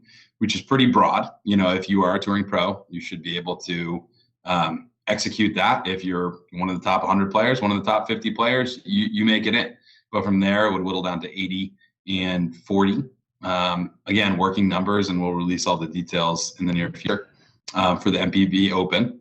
And then from there, you want to make it into the top echelon of the entire touring pro game in order to make it to the Tour Championship. And of course, we put all of our tour bonuses, we put all of our resources into making sure that the Tour Championship is something that, gets a lot of attention. It attracts some of the highest level partners in our game. We have Guaranteed Rate, LL Bean, and Johnsonville coming on board. Huge shout out to Guaranteed Rate for being the presenting partner of this year's event. But that enables us to do things like we did with the $250,000 purse for this year, $250,000 purse. That's what these partners are supporting is, just a high level of professional competition. So we truly feel like, we got the 32 best touring men in the world and the 16 best touring women in the world this year. And next year, perhaps we'll go to 40 men, 20 women, but these numbers are things that we have working groups on, and we're going to whittle down, work with the players and announce that, before the end of this year. But I mean, it's just exciting. I think there's going to be a lot of storylines about, who makes it into the playoffs. And even if that's not, necessarily going to be something that is extremely hard next year, we're looking at the future. Like, we know that in 5 years, the top 100 pros are going to be much more competitive than next year, and so we're setting the stage, and we expect the players in the competition to rise to this level and create compelling storylines for the fans. And so we're just thrilled to kind of roll out, what the next phase of this tour is going to look like. And I can't wait for the playoffs, honestly, already. Yeah, I'm just kind of like envisioning it in my head. I'm like, okay, what Pro Tour events do I think I can do pretty well at if I don't make it to all of them next year? And so then because, my two favorite events to go to every single year are Massachusetts because it's my home, and then Vermont because it's my favorite venue, favorite tournament, favorite everything. So no matter what, I'll be going to Vermont, whether I'm spectating it or hopefully I'm playing it. But no, it's cool. I do like the idea of it. I like the professionalism that is going from, look, these players are playing the Pro Tour, this is what they're doing for a living, to make it have that prestige. Yeah, and I mean, you bring up a great point, Nick, in that, there are trade-offs, it's hard decision making. When we get to this point in the sport, we're making hard decisions about, are we going to, drive towards the next level and the next phase of professionalism, or are we going to, maybe value tradition and community? And I don't think that there's a future where we're going to let go of any of that. But, in decisions like this, I think we have to think about the professionalism and the marketability of the tour professionally and to our partners and to our fans. The fans of the game are important to us. And we know that this is going to be exciting for them to watch. It's going to condense storylines. It's going to create for better professional competition. And the trade-off is that, I already have heard from a lot of my, friends in New England, like the disc golf pros around New England, that are there going to be sponsor exemptions? Are there going to be regional qualifiers? Are there going to be, ways around, this policy? And all I have to say is let's wait, and we'll announce the final, format of these playoffs. But I think at the end of the day, this is a decision that kind of aims towards the future, aims towards the professionalism of the game. And while, we're going to break hearts, I think eventually, there are going to be those regional pros and those, good friends, of the events that are, going to evolve their roles and their, kind of relationships with the event. And, I look forward to seeing Nick Carl, who qualifies, for the Pro Tour playoffs and, then the Pro Tour championship, or, I'm thinking Sam Henderson is a local who's performed great. I'd love to see him. He's made his, kind of his effort on the road before, but, maybe we're in the business of inspiring people to take this professionally for their career, and I think that this may help inspire more people. And, what I can guarantee is that purses are going up. The playoffs are going to be some of the richest events in disc golf history. And they're going to be at some of the most prestigious courses. And it just fits so perfectly. And, to me, now the touring season kind of really ends at the World Championship, in Emporia next year. And then you go into the postseason. In the postseason, you come right down the East Coast. And I think, the partnership with the PDGA and the merging of the tours, really allows us to be a little bit more flexible and kind of creative in this type of planning. Yeah, absolutely. Yeah, and so you said something a minute ago in relation to the playoffs that this has been something, you know, in the process maybe for a couple years, like just something you thought about. And just curious, what other things are you thinking about for the future of the Disc Golf Pro Tour? Because the fact is, you are forward thinking. Can you share, even though the fact that you might not have developed anything, like just some dreams that you have? Because to me, and I'm not anybody special, but like playoffs were not on my radar at all. And I think it's really neat and interesting. Are there other things like that? Yeah, I mean, we don't want to show our hand per se, but you know, we've got a lot of plans and ideas, and some will probably come to fruition, and some may be, you know, hit the wayside. But one thing that we certainly want to do is sustainably grow, you know, Disc Golf Pro Tour events. We look at the PGA Tour, and we know that they happen every weekend. We're a little bit away from that. But I think that eventually over time, you know, we'll create a format in hand with the professional touring players' feedback. We make mistakes, and we hear about that. And, you know, the big thing is that we want to hear the professional players. You know, they're our heartbeat, and we want to get their feedback and keep evolving with them in ways that, you know, work the best for, you know, their dedication and professionalism to the game. So I mentioned that because more events, you know, it's really split. Some players say, yeah, I play an event every weekend. And some players are maybe pushing themselves physically to play events that maybe they would rather skip, but really don't feel like they can for their career. So right now we're looking at, you know, next year we have 20, you know, Disc Golf Pro Tour and major events. And I think that number will continue to grow, but in a way that grows with player resources. Like, we want players to have trainers to take care of their bodies, to have managers and agents and have support systems where they're not just, you know, spending time on the road figuring out how to get the stop to stop. They're taking care of their body, their mind, and preparing mentally for a routine that's repeatable. And I think we'll get there. And you know, that's all in the context of your question of what's next. I think more tour events. Can I ask, but in a sustainable way? Yeah. Can I ask this? Because the chat was really asking this, and I'm going to pose it this way. In the next 5 years, do you think we'll see a tour card? Yeah. So, you know, that's the next thing that I'd point to is that, you know, you're not going to have to wait 5 years. Okay. You know, I'll say that. We've already previewed that.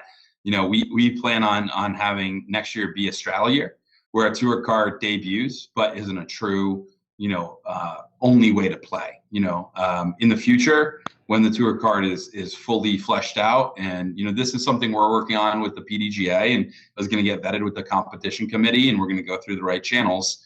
But when a full tour card system is implemented, the only way to play on tour will be if you have your tour card, if you're a regional qualifier, if there's a sponsor exemption. Next year, there still will be a carve out for ratings-based registration. And that's basically how it's been. It's been a tour pass where if you qualify to register, you can buy a tour pass for the whole year. And then there's ratings-based registration. What we implemented in the past couple of years is sponsor exemptions. And next year, we are going to be implementing regional qualifiers. So we're asking events to pick some events in their region that happen before their event, and to award some spots in the event to regional qualifiers. That's going to set up a system where, you know, we were talking about, you know, Nick wanting to play, and if somebody is not as highly rated or as skilled a golfer as Nick and not going to qualify through his own merit before, he or she might want to play a regional qualifier. And you know, we're looking about like 6 to 12 spots over the course of 3 or 4 events.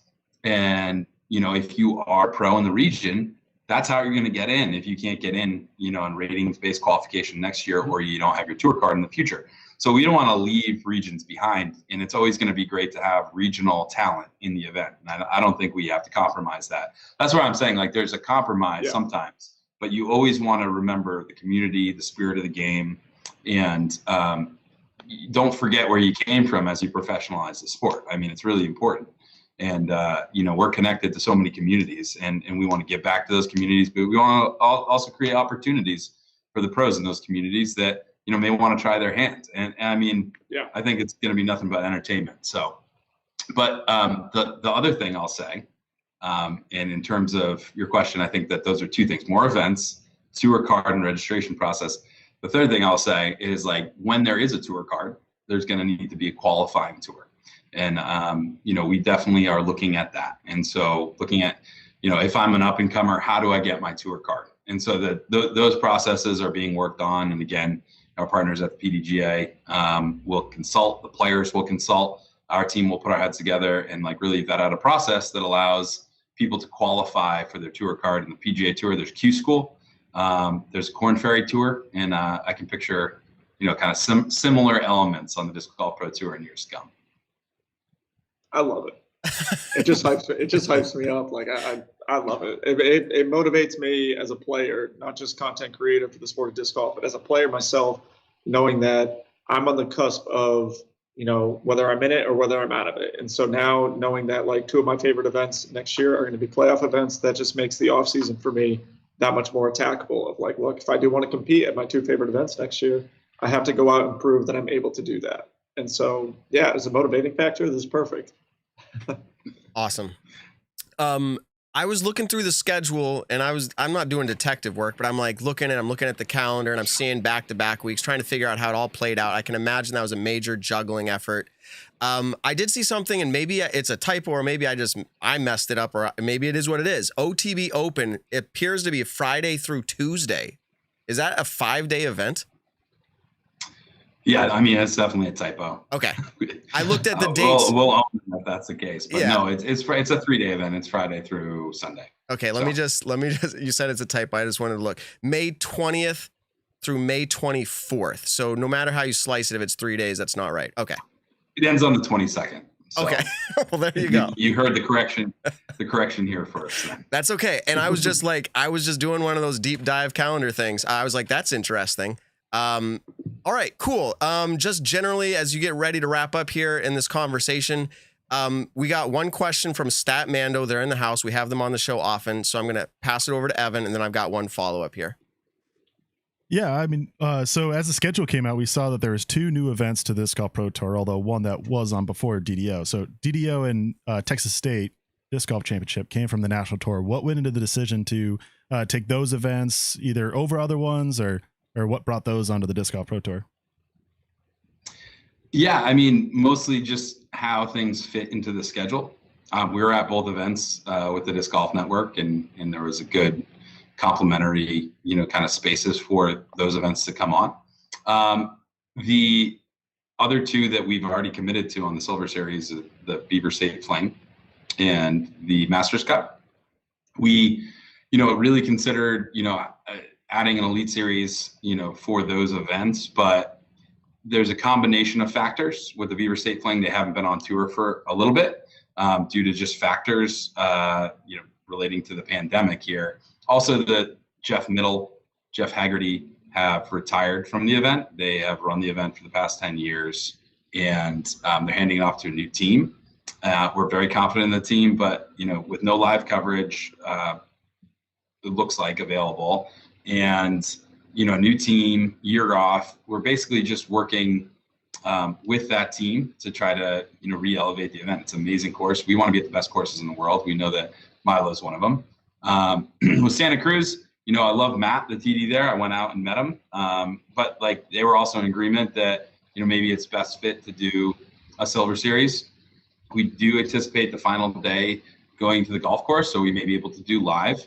But they need to go through a few changes as well to kind of modify the event for the current state of the game. They're considering an 18-hole layout over 24, and will they be able to add some par 4s? Will it stay all par 3s? Will they combine some holes? And then there's a couple of holes that are kind of jammed together in near the parking lot, and we are sensitive to just safety issues as well, and they want to address those. So we're committed to working together with those 2 events to elevate them. But back to your original question, we worked with the PDGA hand in hand to try our best to include the national tours that were on in 2021 in 2022.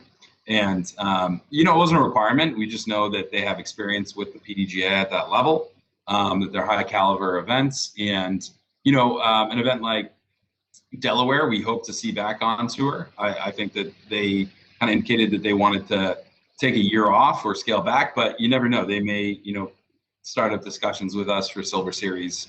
But the early indications are, that they want a year to reset. And that's a big question to me, going forward is, some events may be better off kind of rotating on and back. There are, more requirements than ever. There's more resources that you got to put into it. And could, for some events, it may be best to go on a 2-year rotation or, like drop down, reprove themselves, reformat the event, get creative.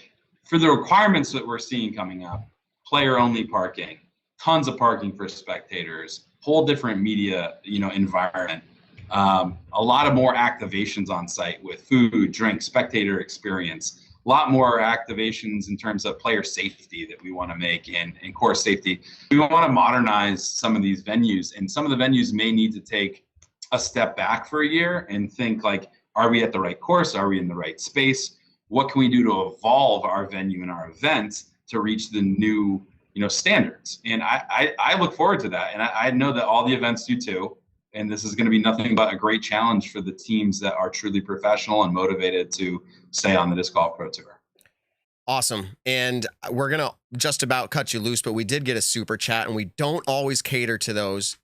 I think I know the answer, but I'll let you address it. They're asking, will there be a Sula Open on the Pro Tour, the Disc Golf Pro Tour in 2022 and more tournaments in Europe in the future? Disc Golf Pro Tour. We do see that the PDGA Euro Tour has some of those events. Is the Disc Golf Pro Tour looking to expand worldwide? Yeah, well, perfect, because you're hitting on all the topics I would love to address. So, perfect. Sweet. Rounding out the conversation with Europe is ideal. So, as you guys know, last year we did have PCS Sula on our schedule, and we intend to try to get back there. Right now, there's been a lot of significant shifts at the structural level, right? We've merged with the NT. Now there is a new European Pro Tour that has announced and debuted, and then the PDGA Euro Tour has just announced its dates as an 8-tier tour, and so we're planning and excited to get over to Europe. And in fact, we want to show many events on DGN in the future, and perhaps influence and contribute to a tour. So we're kind of doing our due diligence right now. With the inability to get over this year, there's a lot that we want to understand and learn, and let the market kind of speak for itself. And talking to some of the stakeholders over there, from Latitude 64 and Discmania, UC, and some of our contacts, they make it clear that the European market is, in the process of maturing and a bit behind the North American market. But at the same time, we think our presence can help that maturation accelerate. We're excited to go to Europe. We want to bring the DGN and the DGBT to Europe. And we definitely will announce what our full extent of travel in Europe is by November 1st when the Silver Series come out. And I'll leave it there. I can't say too much more as we get into final deliberations. Yeah. Okay, yes or no question. Is Celebrity Pro-Am happening again next year or this year, 2022? Oh, of course. Awesome. Yes. Great. Sweet. Of course. I have one last question. Okay, one last one, Nick. I do not have any more, Jeff. I promise. Nick will get his in and I'm done. Well, I've seen it in the chat a bunch, and it's something that I'm curious of because I'm an advocate and I love cuts at 4-round tournaments. Are we going to see more of those happening throughout the year? Yeah. So as a rule, I think that you can expect a cut after 3 rounds for all 4-round tournaments. Mm-hmm. Currently, the PDGA policy is at all 8 tiers, competitors must be offered 54 holes of competition. However, this is one of the great areas where we're going to be having conversations with the PDGA. And, I think that ideally we discuss whether or not, at Disc Golf Pro Tour events for pro divisions, we can cut after 2 rounds for 3-round tournaments. And, that's all I'll say. I think there's an interest that we have in discussing it, and there's pros or cons, but I think the rule in general was put in place to make sure you're protecting the competitor who maybe is giving up a weekend, who is not a touring pro. And it's totally understandable, but as we see the game evolve, there's different priorities, and I think that discussion will be had. So we'll see where we end up, but I'd like to think that there's going to be more flexibility in the future. I do like 3-round tournaments, being able to play all 3 rounds. I definitely think, for the people, at least in the past, who would say take off the weekend, they at least got to enjoy the full experience of it. But I will say for 4-round tournaments, for me personally, I actually love to cut after 3 rounds. I think it cuts down that field. It cuts down how long the round takes on the final day. But anyways, I'll let you guys decide on those things. And we've got one man behind the curtain. I'm giving everyone their last question. Evan, what do you got? All right. You said the Pro-Am's coming back. Are there any details on the All-Star event, whether in Arizona or not, and the match play, whether in Pennsylvania or not, or any other kind of special kind of tier events coming to the Pro Tour this year or next year? Yeah, great questions. All-Star will be happening. A date will be announced before November 1st. We expect it to be in Orlando. We have a couple bids we're going through, but we expect it to be in Orlando and kind of bring the All-Stars a Disney vacation this year in January. But we do have a couple bids that we're sorting through. So that's an early preview. And stay tuned for final announcements. The match play event will return, and location is TBD. We love the Steel Club. Awesome location.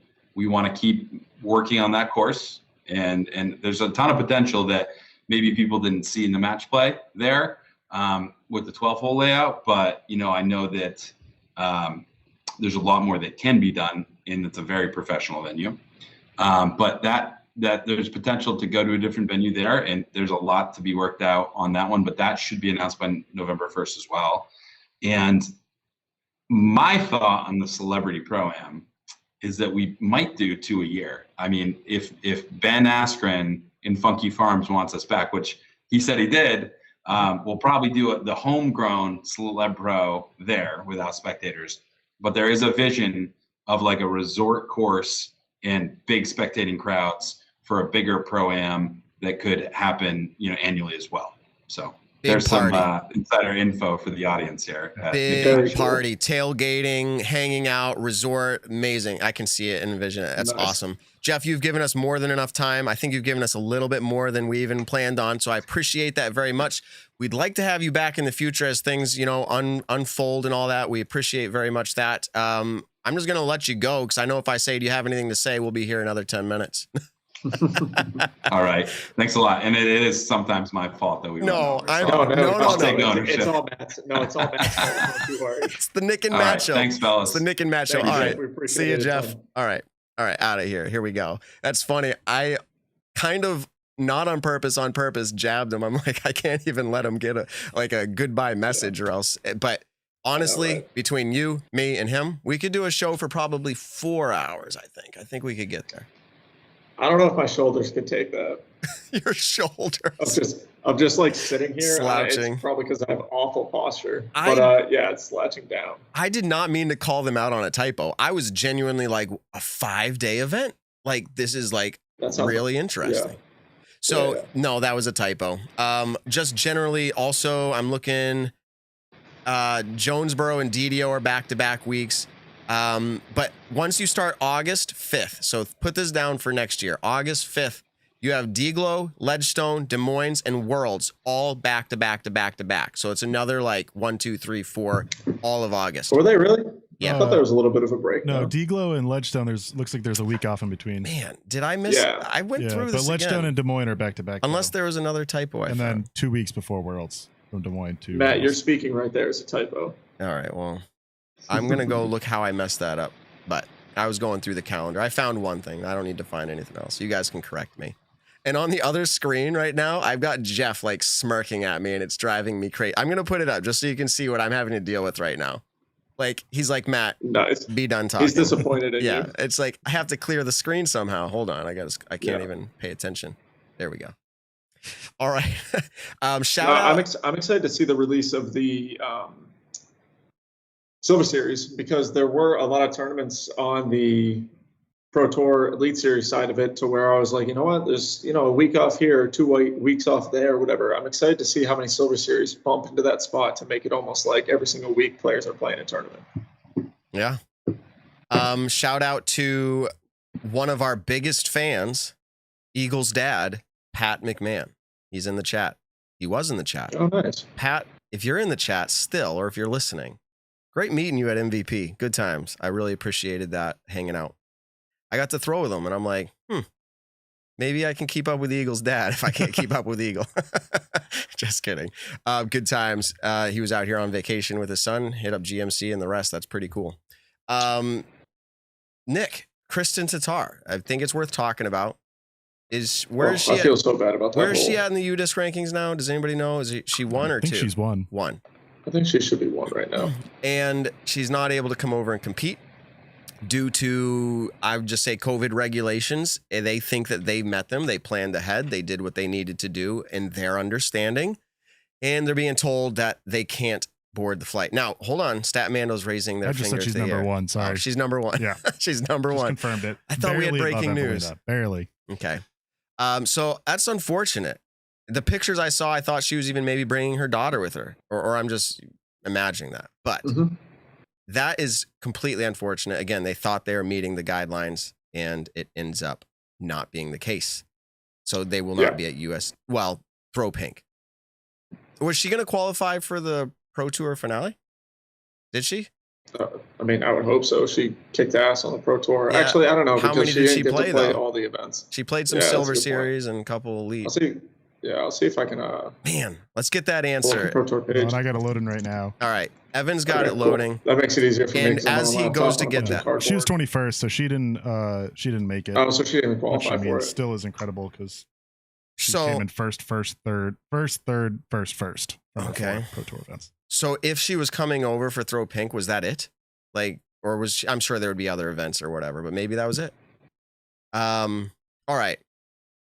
This is the final wrap up, and I know we're usually cutting it off right now, but we had so many good guests. We had so much good conversation. I just generally want to end on this topic of, for some pro disc golfers, their season has ended. Like they didn't qualify for USDGC.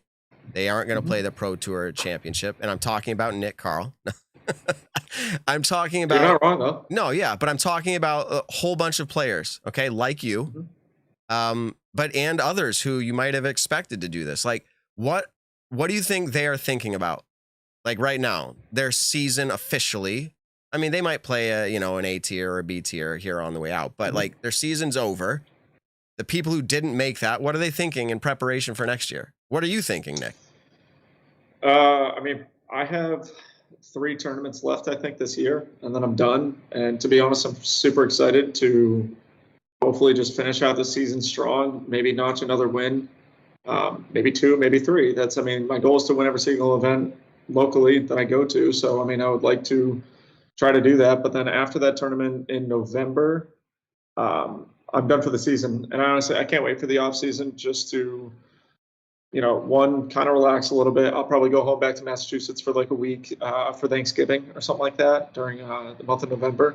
But I'm excited to get back into, a daily workout routine, start eating better. I've already been talking with a personal trainer to get going on that. I'm going to talk to a nutrition guy to get going on eating healthier and doing what's right for my body. I've talked to Seth Muncie a lot about a bunch of different things. And so I'm excited for the off season because last year I had a really good off season. I put a lot of time into putting, and it showed this year when I went out on the road. My putting's never felt better out of a lot of events that I played.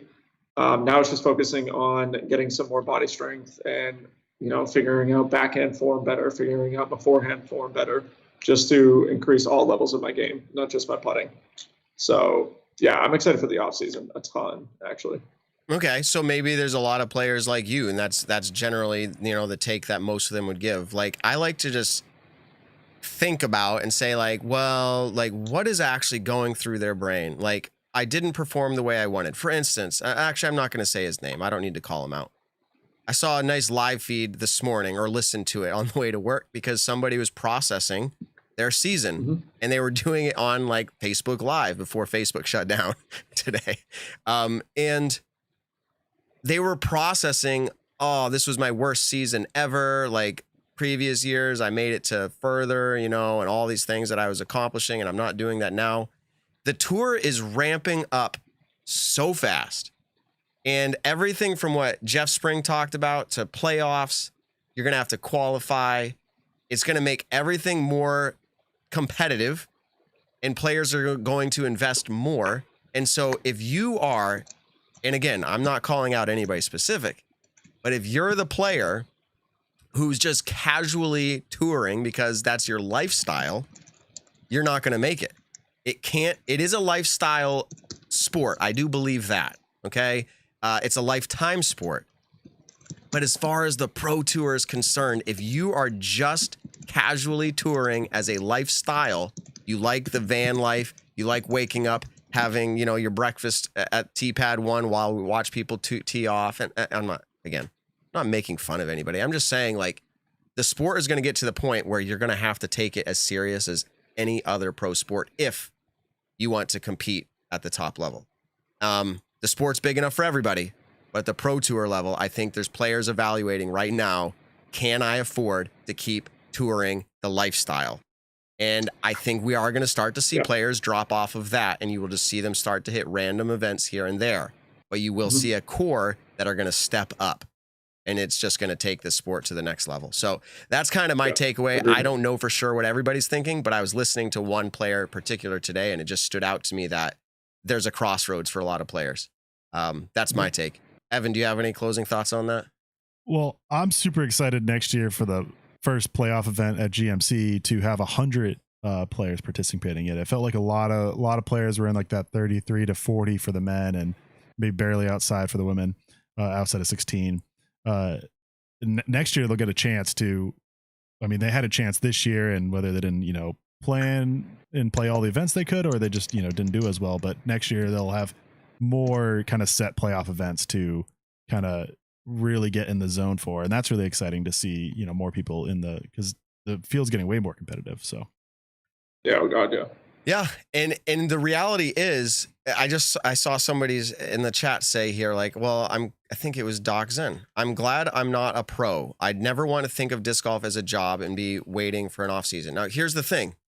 And I think this drives home the point perfectly. There are players, and I'm not calling out Doc Zen, he's never toured, but there are players who are going through this same thing, and they're like, this isn't really what I wanted it to be. And those players can still enjoy the sport the same way Doc does, or anybody else does, the same way I do, at a lifestyle, lifetime, a sport. I can do it with my family, I can do it with friends, enjoy it at the same level.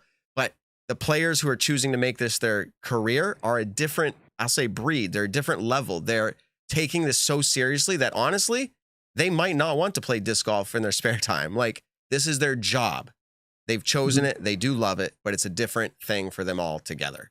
And Nick, just to put it out there, podcasting and talking about disc golf, we have made this part of our job. I've made it part of my job. And sometimes I'm like, why do I make things I like part of my job? Because it starts to turn into like a lot of work, right? Now, I love the show. Hard. I love the show. Yeah. It's hard not talking about disc golf in the sense of this is what my life is revolved around. This is, the people that I hang out with are professional disc golfers. The people I talk to on a daily basis are people that I'm working with to try to create, different things in the disc golf community. My co-host, we talk about disc golf all day, every day. So sometimes, I love playing disc golf. I'm obsessed with it. I love getting better. I love teaching people how to play better at disc golf. I love all things disc golf. But there are days to where, in a tournament, if you have a bad round, it's like having a bad day at work. And so it's frustrating in that aspect. Thinking about like wanting my off season right now is probably not the best mentality. I want to win the next couple of tournaments that I'm playing. So I'm going to do everything that I'm capable of to try to win those tournaments. But there are times it's like having a bad day at work sometimes, or it's like having a bad week to where sometimes you just don't enjoy your job. And not that I'm on any level like the top 25, 50, 75 players in the world at the moment. I'm able to, survive the way I'm surviving, and I'm comfortable with where I'm at. But for players like that, who you're talking about, same thing, who did the live show or the live video or whatever. It's not always easy. It's a dream job. There's no doubt. I went out to lunch day with some friends around here. We pretty much had a lunch meeting about disc golf, and we were just talking about how it's a dream job, but it's right now. not the most lucrative job in the world for a lot of people. There are some people in the disc golf community who have made this and they make an insane amount of money, but there are other people who are counting on that tournament winning that week to get them to the next pro tour spot or whatever. So and I, at my career job, is not disc golf. Maybe one day it will be. I'm waiting for just doors to present themselves, because the reality is I've got a good job. And do I love going to it every day? Sometimes. But like, it's incredible to hear players be like, yes, I got like $400 at this event, or I made $800 at this event. And I'm thinking, man, like it's a grind. It's a grind. So that's where we're going to end on. I think it's just interesting to talk about it. We're not at the end of the season, but we're right around the corner. And I think we will process this even a little bit more at the conclusion of the finale, because we're going to interview the players, hopefully, who won that. We'll talk to players, hopefully, who competed well at USDGC. And Nick, unless things change between now and our next show, we're supposed to be having a conversation with Chef Andrew Zimmern, tremendous, inspirational man who has let disc golf change his life. I'm going to get his reactions. We'll get his reactions on USDGC, because he is a super fan of the sport. So that is October, I think, 11th is when we're recording that. Again, unless that changes, I have to deal with their, like, I don't know, his assistant. We're having our people talk to his people. Yeah, That's what it's exactly. coming down to. All right, Nick, we've made it to the end. Let's close it out. Cool. Hey, everybody, we appreciate you coming on the show live tonight. If you're checking us out live on YouTube, go ahead, leave a like, comment, subscribe to the YouTube channel, Foundation Podcast. We try to go live every single Monday night at 7 p.m. Eastern. To anyone listening post live, leave a review if you can on whatever podcast platform. We should be on all of the major podcast platforms. So go ahead, leave a comment, review, however it works on those. Anyways, Nick, tell us what you love them this week. Who's your pick? Huh? Who's your pick? Who's my Make pick? it quick. For throw pink, it's going to be Haley King, and for USDGC, Paul Macbeth. Okay, I'm going with Calvin for USDGC, and I'm going with That's Paige good. for throw pink. I think it's going to be an incredible year, though. I don't think it's going to be a blowaway All right. for any division. Tell I think someone it's you gonna be what? Awesome. Tell someone you what? So tell someone you love them. We'll catch you in the next one. All right, Nick, you're awesome. Thanks for coming in, Evan. Peace out. The Nick and Matt Show, a disc golf podcast designed for you, the disc golfer. Find the Nick and Matt Show on your favorite podcast platforms, or stream us live exclusively on the Foundation Podcast's YouTube channel.